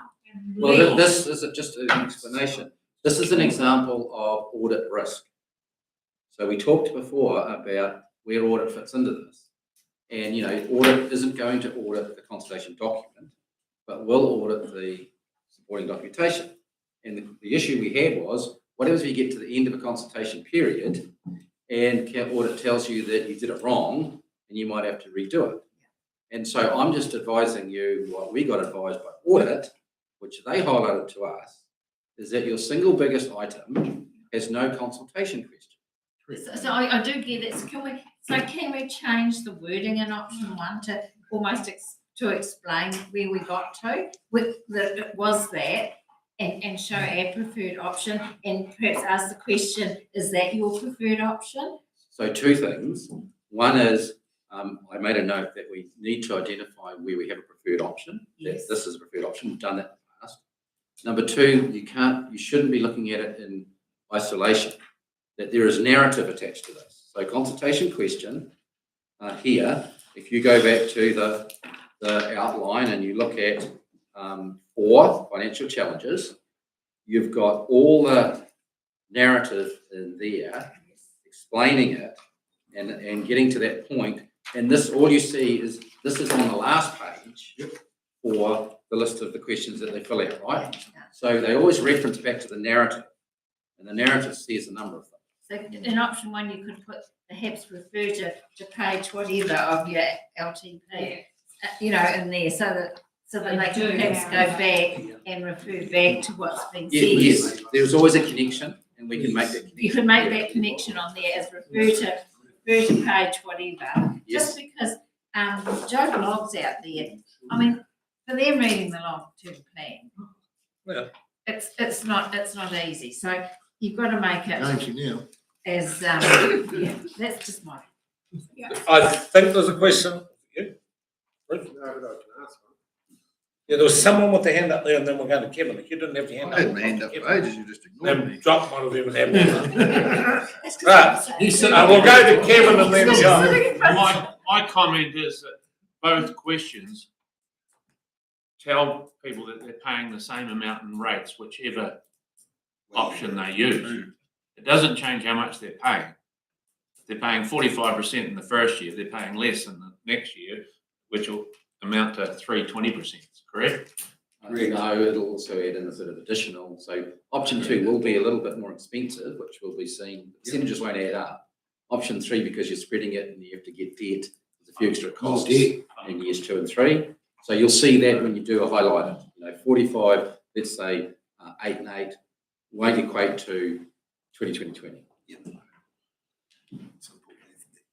John, oh, sorry. I tend to agree with Steve here, and it's like we need option 1 in there, like, this document is not for us to complete, because we already know what's going on, it's for your ratepayers to complete, so we've got to provide them with options, and there's the option, and you might be surprised that we tick box 1. Yeah, so, but we've got to put it in, this is the truth, this is reality, we've got to put it in front of them now, there's no point in putting icing on it. I know, but It's not a look, cake. just refer it back to say page whatever, so that No, they'll no, understand Bruce. it a bit, because otherwise some of them will only go to the consultation questions. But and actually it's won't not a do the cake. document. It's not a cake, you can't ice it. We'll pull it back in because we do have to get, I will say one thing though, every single year we've probably started it. Let's just say we started at 5.2 last year, we end up at 3.98. We never wrote it in as a consultation item because we were at 3.98. Yeah. Same as here, as an option. We never have done this, and that's why you will obliterate the entire consultation process, and it will be only one thing that the opening salvo will only be one thing. I will defer that question to those of you that want to go this way. Your Worship, we didn't have it in originally, like, I was in the same, we couldn't come up with a question, we thought, There's fine. no need for it. Yes, there is. Your Worship, I'm just saying to you, we agreed with you, and that's what we went to, but we had an audit review, Correct. and they pointed out the obvious, which we didn't see, and so if they are telling us there's a risk, I mean, what signal does that tell you? I mean, my job is to tell you, there's an audit risk that's been pointed out, because we don't have an audit question on the single biggest topic we've got. Kenny, help us out here, let's move on. No, look, I'm actually, I've sort of made a decision that this will be the most significant rate rise we've had in our history. It would be very remiss of us not to put it out there as Christine suggests. Thank you. I think we have to put the question out, or the answer, what we've got out there. So you're moving there, or you're that? No, can we ask? Can we ask that? Do you just want to go through and finalise all decide? Can we go back to Bruce? No, let's do option one. Let's do this one, and then we go to the next. Well, if you want, yeah, we'll just. And that's what Ken's done, is he's moving option 1. Well, I think Dane's No, already moved it. No, what we're actually asking for? Bruce, Councillor Lowell asked that option 1 actually showed year wee bit 1, more. 2, and 3. Oh, yeah, we've already agreed to that, that's way Detail. So I'm happy for, Yeah. I'd like to see what Yeah, but- Bruce moved. So Bruce that's wants what- to- that's what Two and Ken's three. saying. Yeah. We've always said that. And refer to whatever, a little bit of something there, so that I still No. would like to see that. Because otherwise they're not going to, a We, lot of people we will go do straight that, to councillor. Yeah, the narrative. We will do that anyway with any of the boxes. I think probably any of them, I think that would be really helpful. We will do So that. Kenny and Bruce have moved option 1 with their for year 1, year 2, year 3. All those in favour? Aye. Those against? Good. I'd just like to say, the comments section might have to be a bit larger. Only 4 letters. I'm serious. I know, but a lot of years ago. Yeah, A4. 7 letters. Keep I'm deferring. ready. My soapbox deferral. Just moving on. Right, we're on to the second one. Through you, Your Worship. This is a similar question. It's a feedback question. It doesn't hit the formal consultation question threshold, but it's very important. It relates back to the priorities within the living and working strategy. And it's a similar structure to what was the case last year, last 2021. Yes, looks good. So what do we stand, Peter, that it's not going to be a direct consultation question, but it will be in the discussion? Yeah, we will have a page on the living and working strategy priorities as per the outline. And that will link to this question. This will help gain an understanding of the community's priorities, which can then inform what we do in the future. Yep. Yeah. Yes. Brad? These questions here, I think you should have a figure on the cost implications on your rating bill. Yep, there's no context. Because- If it was going to be a consultation question, I would have, so yeah, definitely. It's only communities, we're only picking up community design. We haven't got a Oh, connection. sorry, I'm on the. You get to the waste. Okay, I'm on the waste. Right, we'll move on to the waste. Oh, hold on, Simon, you're on the back one. Just the wording on that first living and working strategy priorities, how important this is. First bit there, we've got more quality housing. That's, you're talking housing over the whole district, or you're talking more quality community housing? Housing for working. Housing whole district, yeah, okay. I really did worry that there wasn't, do you like climate change? Yeah. Oh, no, on money, who knows? There was no context to it, but. But again, look, you got to remember they all relate to the text in the document as well. So, and in that text, they'll refer to other strategies, for example, to look at. So they're not standalone, nothing behind it. Just remember that that's the connector. There's a whole page on the living and working that deals with all of these items. And this is the bit at the end. Next one, waste. Yes. Waste now. So this goes to the same issue that you've got to go to the waste minimisation section in the document and to be able to relate to the questions. Right. So They don't know the cost. we had a debate around how much detail do you put in these things, and the answer was actually go back to what the says in the document, and it's all explained there, so you don't regurgitate and have a whole lot of other stuff. It's in there. Because if you look What page is it on? if you look back in the last consultation document, on that page we had all the different costs and options, and we stated these questions and then said them again at the end. So it's we would have to. You can't just we've got all that information in the consultation document, so they've got to look at that and then answer. Including the cost, Jules? I Yep. can't remember. Yep. What There's page cost was estimates in there as well. What page was the costings? Well, it'll be on page item 13. It's not in your. You haven't got the narrative of the document. But it's not those cost estimates that we had from Morrison. And I like So we've got the questions, and they'll go with the long-term plan document. But what about the document that goes, just the small document that goes out? The consultation document. Yeah, the consultation, not the whole document. So the consultation document that goes out, the little document, will it have all the information? And that's it. Yeah. So This is the this is the consultation document. so sorry, I'm getting so it will have all the information. I'm heading back to the long-term plan, it's got everything in it.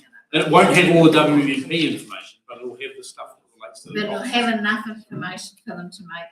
Yes, and it will refer them to. I thought you were talking about the document with the picture of the mayor's head and the target on it. No, I just want to make sure that that's.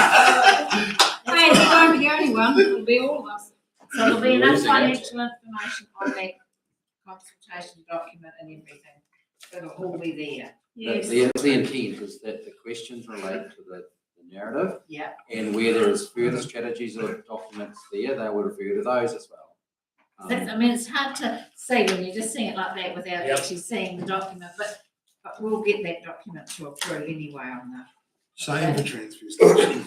Yes, because there's the item on the strategy in the council, in the, in the next section. Yeah. So they're not gonna tie the two together, I fear, but let's move That's on. that's what we're doing. It's your councillor's job to make the form you public. I There know. you go. Right, let's call it on team. I'll be turning up. Confused and asking questions for that. I'll be turning up. We want them to be clinical and they're gonna go round and round in circles. Brian's gonna have a bigger than a soapbox. Be a beer. Let's move on. So, through your worship, Waste minimisation done.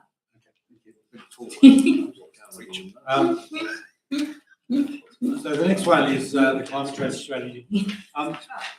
And this document, this question will have narrative as in the outline that's just been distributed. And that will connect this, it will summarise the issue, connect to this question, and also relate to the climate change strategy draft, which is part of an agenda item later in the meeting, that will go out in parallel. So people will get the consultation document, and we'll also give people an opportunity through this question to actually comment on our draft strategy. But I'm looking at this, they're only going to get a half page on climate change to make their decision. And that's my concern, that a lot of people will only use the consultation document with minimal information, not the full. How many people are going to read the long-term plan to make their true? Because you're gonna go and explain it to them. No. The soapbox. I mean, that's my question. I don't know how we get round it, but Through this you, goes Richard. out as a consultation document with a half page on climate change. And so not the climate change strategy. So they're going to read a half page on climate change and then they're going to make their decision. And I kind of consider it an uninformed decision. So, for you, Your Worship, you go back to the outline. We've got a section there, as you say, on climate change, and it basically discusses the climate change strategy. But as I was trying to say just before you asked the question, the climate change strategy is going to go out in parallel with the consultation document. Because you might recall, we agreed that we would finalise that for consultation in parallel with the consultation document. So basically, they're going to get a package. Can I just tell it, Pete? It's not gonna be down here so that they read it all in one. We expect them to go over here, go to page 98, find that, and then tick box. That's there's gonna be two. That's right, yep, two They're different not going to books. show it, even though the No, no, no. consultation document will come separate, and it won't be quite as big as, so they're going to get the long-term plan full document if you wanted to. You're going to get your climate change document, and you're going to get your consultation document.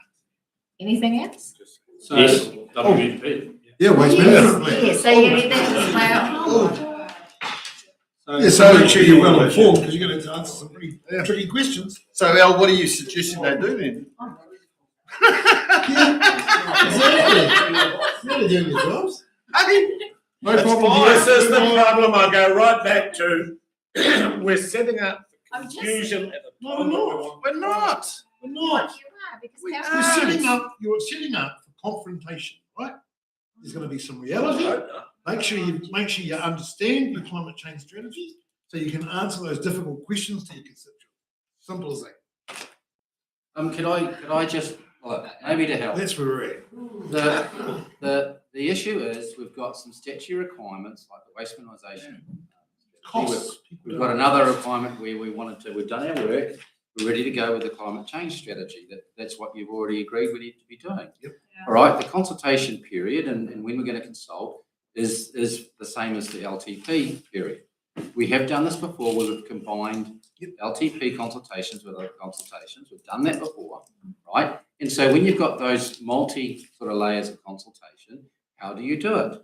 Well, to date, the best way to do it is what we're suggesting we're doing. Yeah. It may not be perfect, but it is the best way that we've identified, where we tie in all the documents, you know, when they're going out, and we pull it together with the referencing. And yes, the issues that people will have of, will I read this strategy or will I not, are the same problems they've got where you have an LTP document and you say, are you reading the LTP? And they go, no, I'm just going to read the consultation. They're the same issues, councillors. So all we're doing is saying, we think this is the best way to do it. And we have to get feedback because otherwise we get nothing.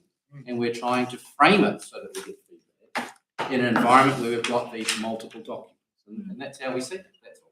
And as councillors, we're going to have to be across that because we should be able to explain it to people. Because I can just see the confusion. But anyway, good luck, staff, as you collate all the information. Questions will be asked to the councillors.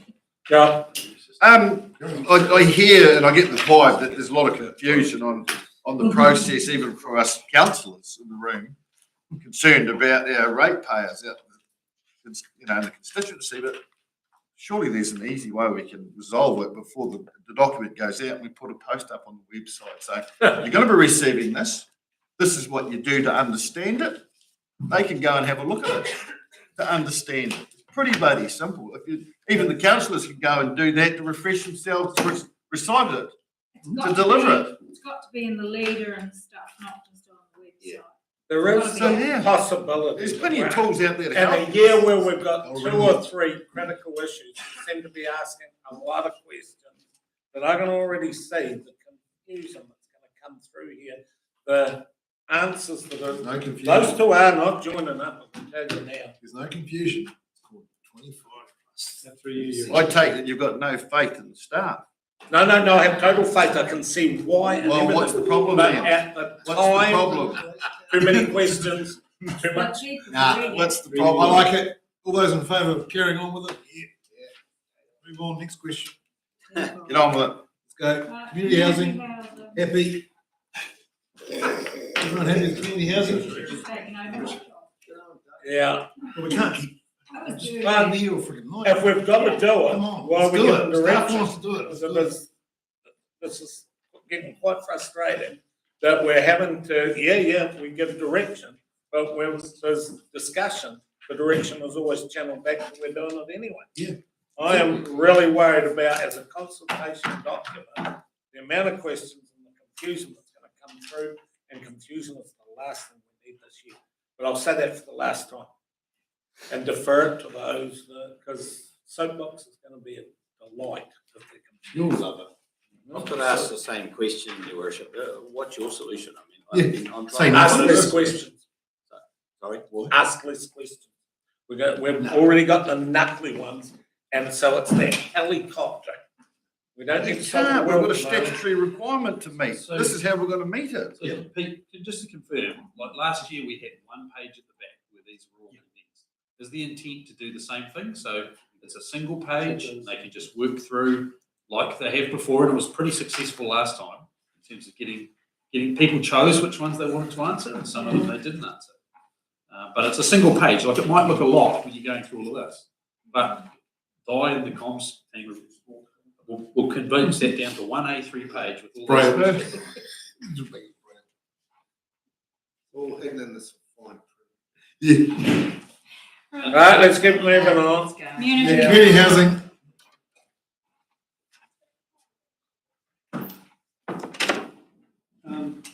This is actually confirming the approach previously discussed at our workshop. Correct. There's no changes. No changes. There's no material changes. So is everyone happy with that? Yes. Yes. Happy toilet. This has evolved out of a number of conversations about Parker Point toilets. We've packaged it up into 4 options, as you can see. And this will go out to the district community to get some guidance as to what it is. As part of that, you might notice it's got the rating cost factor, which will be in the consultation documents, similar to what we did with for instance, Milton upgrade in the 2021 period. Your Where worship. are we going? Well, I just want to make one comment. I actually don't think option one should be there because that community's come to this table. The topic's been pretty hot topic in Kaka Point. What you're saying it shouldn't be. Option one shouldn't be in there. But you have to give people, if people don't agree with it, you have to give them the option. No, so, For consultation, I disagree with it, but I've got. no, they're coming here for new toilets, right? So you want to leave the existing ones there. So I do not support the upgrade of Kaka toilets, so long as the existing toilets are appropriate. It is an option that someone can take. John? Do you think, no, Peter, in this living and working strategy project, I'm just taking over the shot that was fired at us about the surf life saving things. Do you think we should have something in here too for the funding of the surf life saving under the living and working strategy? No. No? No, not at this time, because what we're trying to say is everything's tied to narrative that's written and worked through. We know there's going to be an issue, so there'll be an expected submission coming through for it. So we can expect another submission on that funding. I agree with his worship. We're trying to limit the necessity what the consultation question would be. There was an expectation from the pre-workshop attendances by the two parties, the two outfits coming to see us. There was an expectation that we would include it for consultation, and that's why we're putting it in for consultation. That's all. Yeah, cool. Maybe carry on. So what are we doing? Carry on. Great. Is there any way of incorporating mention of the TIF fund, Tourism Infrastructure Fund in this? Because that's where we've got funding from two of our toilets in the district so far. So, If it exists, the all indications is that it's gone. Yeah. There's no government money. There's no way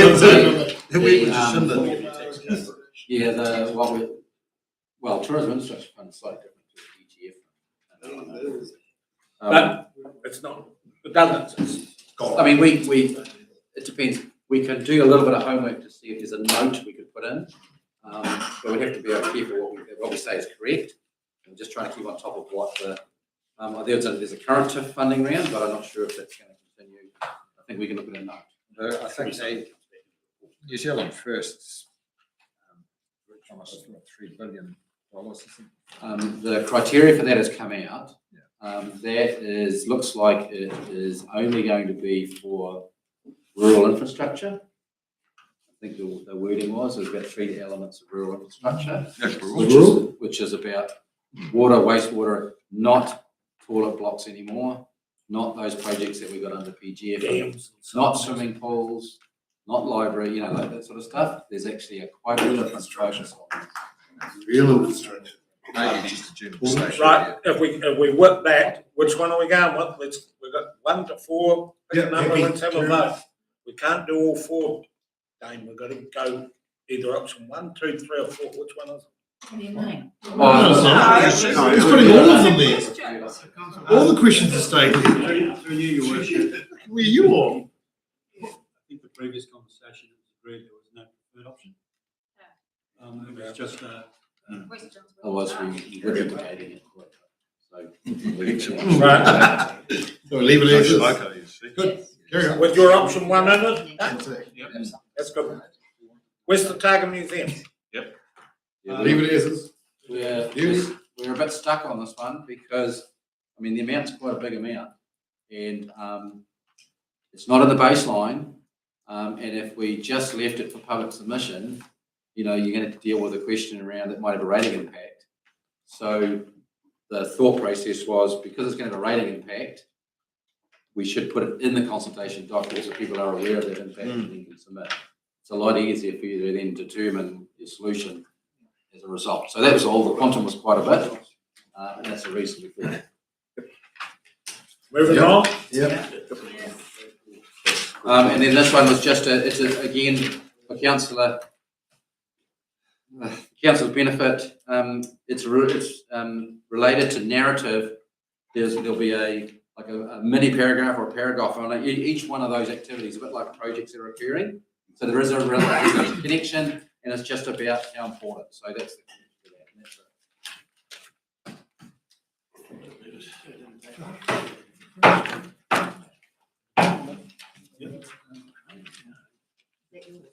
So, Ah, got one over here. Yours, mate. So we're now on to Safe. So have we done?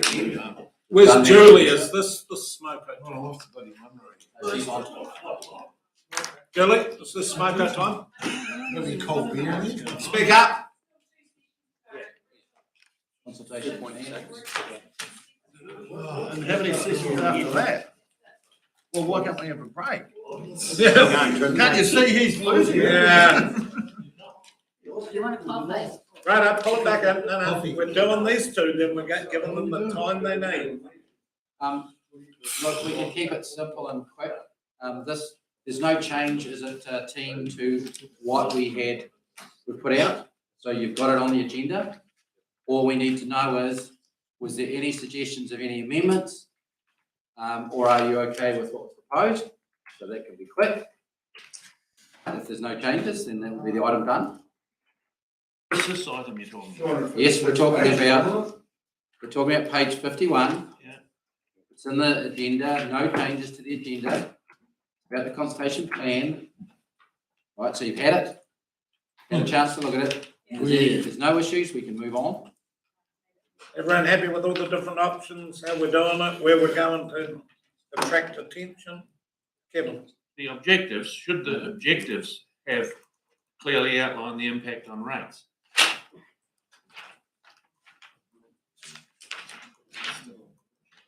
Well, councillor, that gets covered in the general bullet points that talk about the conservation document. It's just very generic.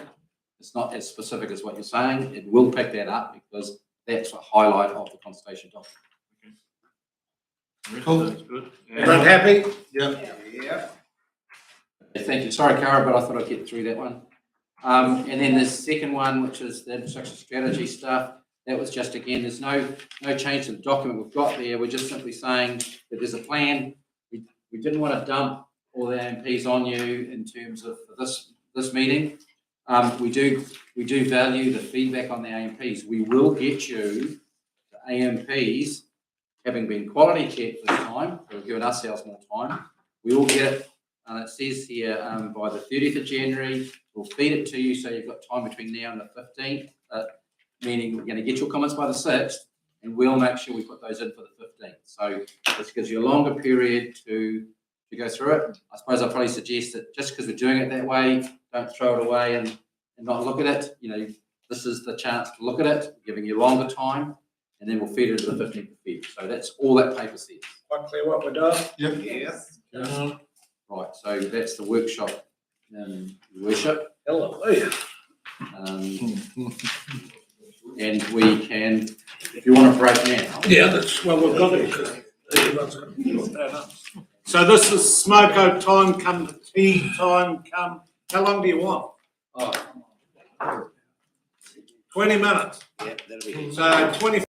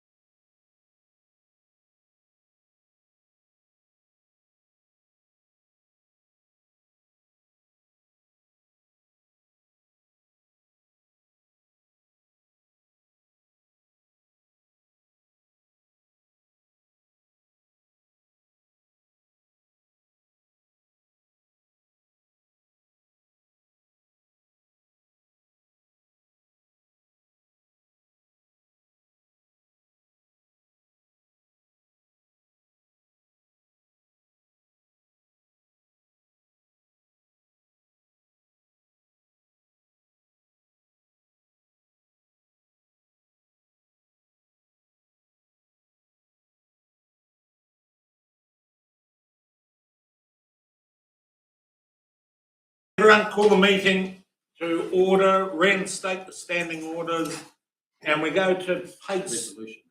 Yeah, I was gonna put all three of them together. And then we've also got that we received the decisions arising from the workshop directives and the council reviews, directions made under the council workshop. So see those two plus reinstate. Someone prepared to move all those three? I will, Worship. Thank you, councillor Phelps. Seconded, please. Councillor Graham, all those in favour? Aye. Those against, thank you. Righto. Has everyone got, you handed out, what Julie handed out? So we're just flowing on down. And I hand over to who? We would be looking for you to do your usual magic like you do with the minutes, your worship. and Moving just- on through them. work your way Righto. through. So the first. Righto, one- so the first one's financial strategy, key financial assumptions. Everyone's sort of a third of the way down the page there. And the recommendation we've got is that council agrees to support staff obtaining a credit rating. Someone So moved, prepared to Your move that? Move councillor Payne, seconded by councillor McCroskey. Discussion? All those in favour? Those against? You get that? Seeing as I haven't read them, I was going to take them separately. Are you saying that we could take all of them? I've checked it, you could take all 1 to next 3, your worship. Which takes us The down to adopts here. takes us down to the workshop session 1B, so you could do, adopts the rate cap, confirms that, adopts the following. Righto, so I've just had this given to me, so can work through, but is someone prepared to move what our CEO and Julie are suggesting? Councillor Graham, seconded by councillor Phelps. Does anyone need time? Councillor Bolwell. Yeah, just that 25%, but given that we're also going out the consultation question, it could be 40%. How do we deal with that? You are dealing with it because your preferred option is the spread, and that's what flows through into your strategies and your assumptions. So that's how you deal with that. But it can be changed at decision time. Well, ultimately, if you make a different decision later, you'll change the actual strategy itself. But for the LTP, it's matching.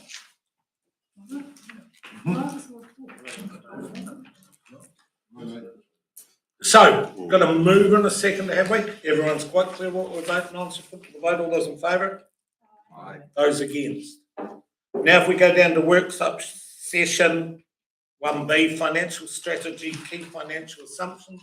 And I'm actually confused here because I got the not crossed out, and yet I believe that we said that we weren't going to provide an additional rates rebate. No, I believe it's a typo, your worship, because my understanding is you agreed to put it in as a consultation question. Yes. Right, someone prepared to move that with the not out? Yes, Move councillor Bolwell, second councillor Brown. All those in favour? Yes. Over we go. Fees and charges. Are we right, team? So fees and charges. Yeah, I'll move that. What's that, sorry? I'm quite happy to move that. Nice, so we're moving Ali, second, councillor Payne. Put the vote, all those in favour? Those against. Financial policy approach update. The council notes the proposed approach to financial policy. Happy to move. Seconded, councillor Finch, was it? Yes. All those in favour? Aye. Those against. Residual matters from other workshops. I see a red word there. How come that's in red? Okay. So has everyone read that particular one? The council agrees to the development of the Clifford District Council disability. Yeah, I'll move. Move councillor Ludeman, second councillor Phelps. All those in favour? Aye. Those against? And the next one is that council agrees that in response to the Heritage Lawrence Topeka Community Plan. Jock, what are you doing there? I thought that was all part of, It's all part of. the one, that. Oh, up above, you've Yeah, taken yeah. all Yeah. three. Yeah, section 4. If that's what the mover and the seconder, I was taking them individually, but if you're happy and everyone's happy, that's where the voters are, let's stand it. Righto, Consultation document and questions. We're down to that one, are we gonna take, we've got one, two. We've got two of them. We should throw. Oh, yeah, throw it over the way. So, all three. Councillor Finch has moved all three. Councillor McCroskey's nodding. Seconded. All those in favour? Aye. Those against? Then consultation plan, pretty straightforward. Is that you moving, Bruce? Yes. Yes, moved Councillor Wheeler, seconded. Councillor Graham, all those in favour? Those against? And then finally, we've got the infrastructure strategy and AMP's update. Moved Councillor Finch, seconded Councillor Payne. All those in favour? You moved. All those in favour, all those against? Aye.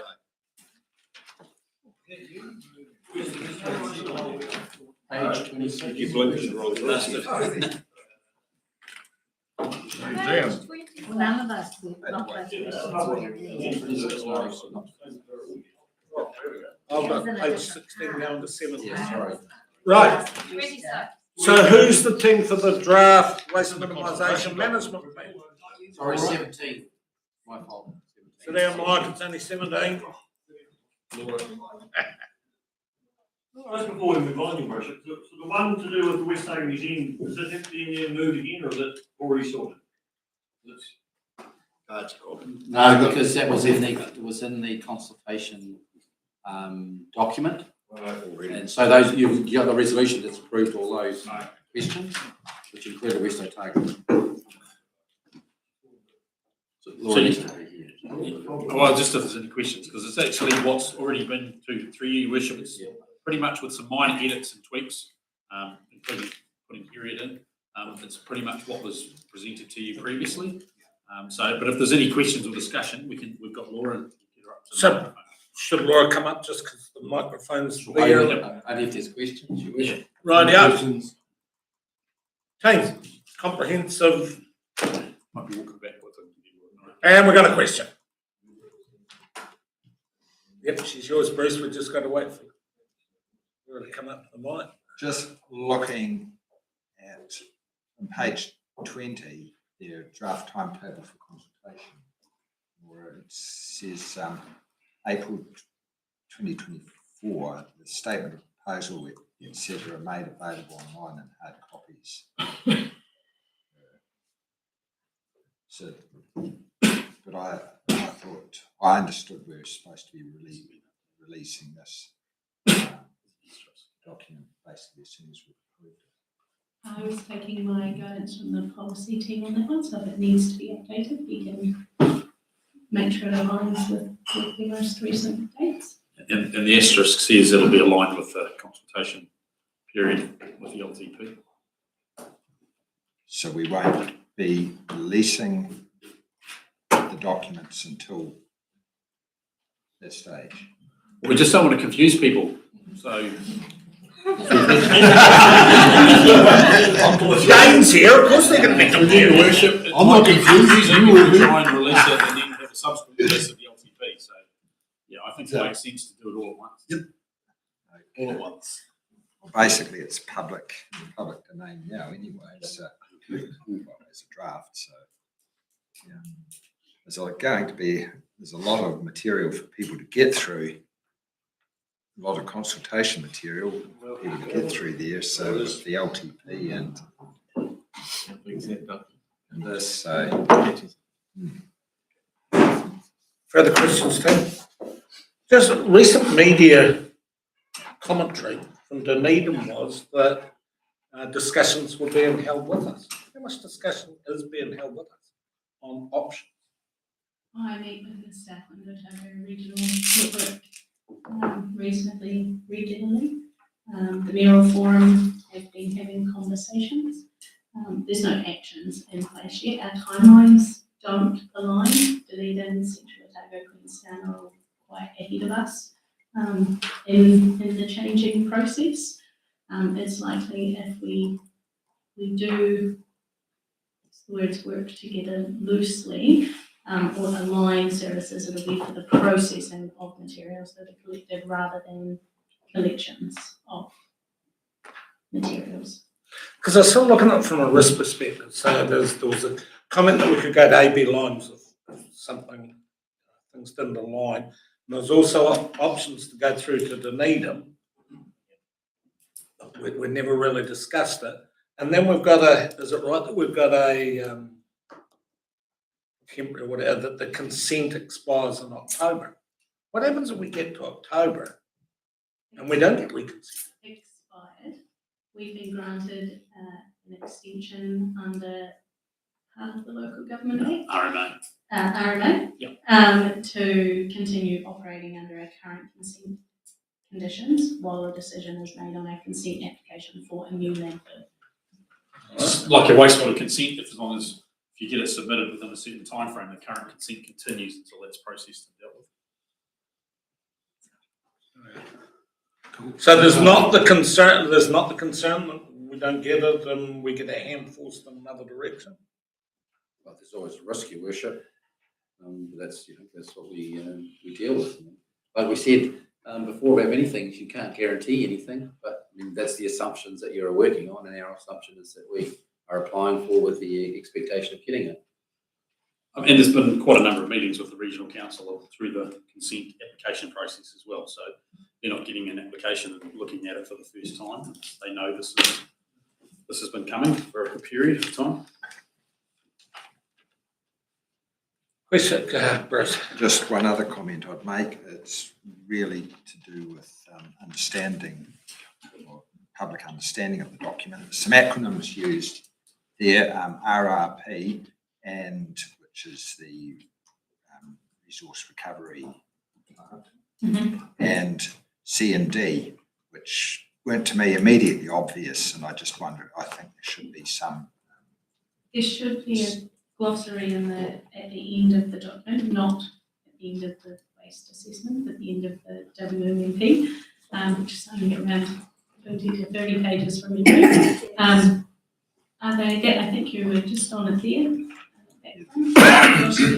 Are they terms that need to be added or are they in there? Well, RRP is there.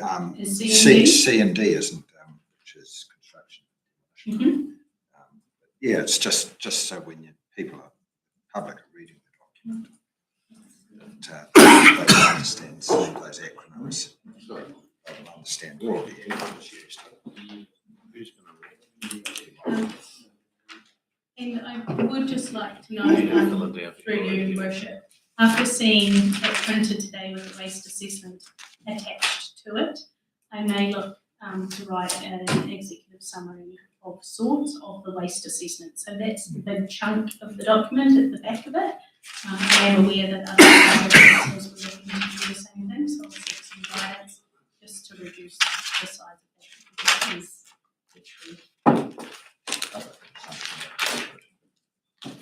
Laura, my apologies, just when Bruce said, what was it, said that construction. In our one in here, it shows that we proportionally with the other councils, we're way out of kilter with where we are. Is that because they've got an alternative area that everyone else is doing? How are we out of kilter? For construction and demolition waste, I think you'll find, because the figures were based on recent times and with the recent changes in construction and demolition, and our intake of clean fill waste increased significantly. We had a couple of big projects. It was unfortunate that the time that we did our SWOT analysis was at the same time that 3 major buildings had been demolished throughout the district. So we were way more than Queenstown, and you'd think that they'd be hauling all the time, but yeah, no. Anything else? Dave? No? You get enough light, Lord? Lord knows I got jammed on about 20 pages and you walk out of here on a couple of hundred. Just one more question, if I may, Your Worship. Sorry, I have to find the page. It refers graphs there which set out the amount of waste. It's got council controlled refuse and commercial refuse. I presume council controlled refuse is just the wheelie bin refuse. And commercial refuse, does that include the private person who turns up to the trailer or whatever? I would have to refer to the waste assessment, but off the top of my head, no. It includes commercial customers, so essentially account customers at Mount Killeen landfill. If there's no further, councillor Mackie. There was a question on, the stuff going into Mount Curry landfill, like say your polypropylene bottles, your Coke bottles and everything like that. Do you have to pay so much for an outfit to take them away, recycle them, or do they pay you to get them? Or are they going into the landfill? At the moment, no. All of our recycling is collected at curbside or collected in recycling bins at Mount Killeen transfer stations. It's taken to the Full Circle MRF in Green Island in Dunedin, where it's sorted, baled and sold to recyclers. Our contract is written at the moment that any losses or gains from the sale or processing of that product, it sits with the contractor. So that may change when we go out to tender for a new contract in the future, but at the moment, we don't see any profits or losses from the recycling of that material. That councillor Mackie was like Coke bottle, it's different for glass, isn't it? Glass is different, yes, so glass is It does so go to that's Mount only Curry. for what goes in your yellow lidded wheel bin. So we're not doing glass. Yeah, I just wonder if we just can't do these things better with making them use glass and bring it in, refill it and rather than it being a cost to us, it could be put onto the producer who pushes the stuff into our district. And, like sort of an 8-cent bottle 30 years ago probably should be worth 50 cents today, and you wouldn't see them, we wouldn't get them. But there's a cost on that stuff. The government was looking to introduce a container return scheme, which is exactly what you're talking about. They put it on hold last year. They're big lobbies, those outfits, though, your Coca-Cola and massive lobbies. We were this close. Right, team, we've got. Yep. It's still there, but it's on hold. We've got 4 recommendations down the bottom of the page. I'm willing to take all 4 if you're willing to do all 4, councillor Ludeman, seconded by councillor Herbert. Any further discussion? Councillor Lawler. So we're still keeping that time frame of consultation period of 25 January. Well, we said we were aligning it to the LTP consultation one, which is just, we just agreed with that, didn't we, today? So we knew we had to realign it. The answer to your question was we were aligning to it, so we weren't intending to change the, go earlier or anything like that for consultation. It's just that it's got 25 January. Yes, so we know we need to amend it to align to the LTP consultation. So sorry, through you, that 25 of January is what we're doing right now, which is adopting the draft WMP and the statement of proposal, which is the first attachment. So page 22 onwards. And that's to meet our statutory requirements under the Local Government Act for special consultative procedures. No further questions. We're going to move in a second. Are everyone comfortable to vote then? Put the vote, all those in favour? Those against? Thank you. Look way over to page 26. Oh, and thank you, Laura. Just on Mike. Climate change strategy.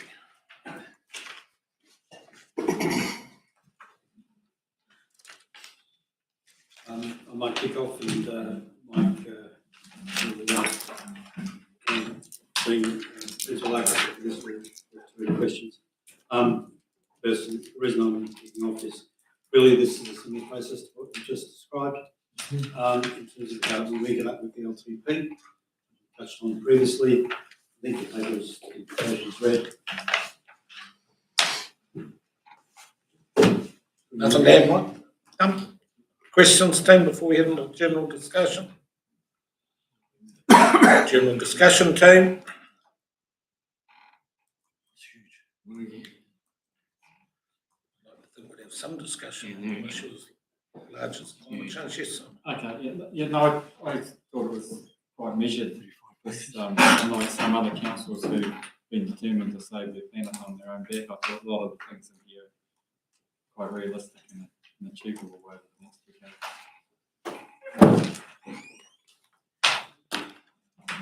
Is that the end of the discussion? Yeah. Maybe you're moving, are you?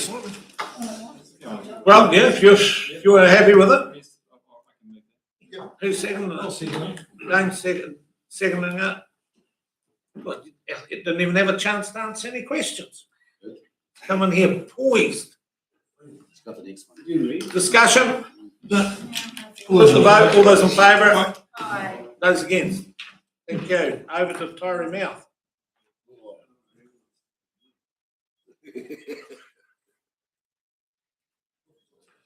It's me. Yeah, happy to take it as read, your worship, and it's Forward to it. Tory Mouth's always an effervescent group. What's happening? Where's Bruce and Gaynor on this? They tend to be in Dean. Had a chance to have input into it, so I'm happy to Yeah, good. move recommendations 1, 2 and 3. I'm happy to second that because we all had a meeting and it looks good. Thank you very much. So any further questions? If not, 3 recommendations, put to the vote. All those in favour? Aye. Those against? That's it. Meeting closed. Thank you very much, team. Wow. All that.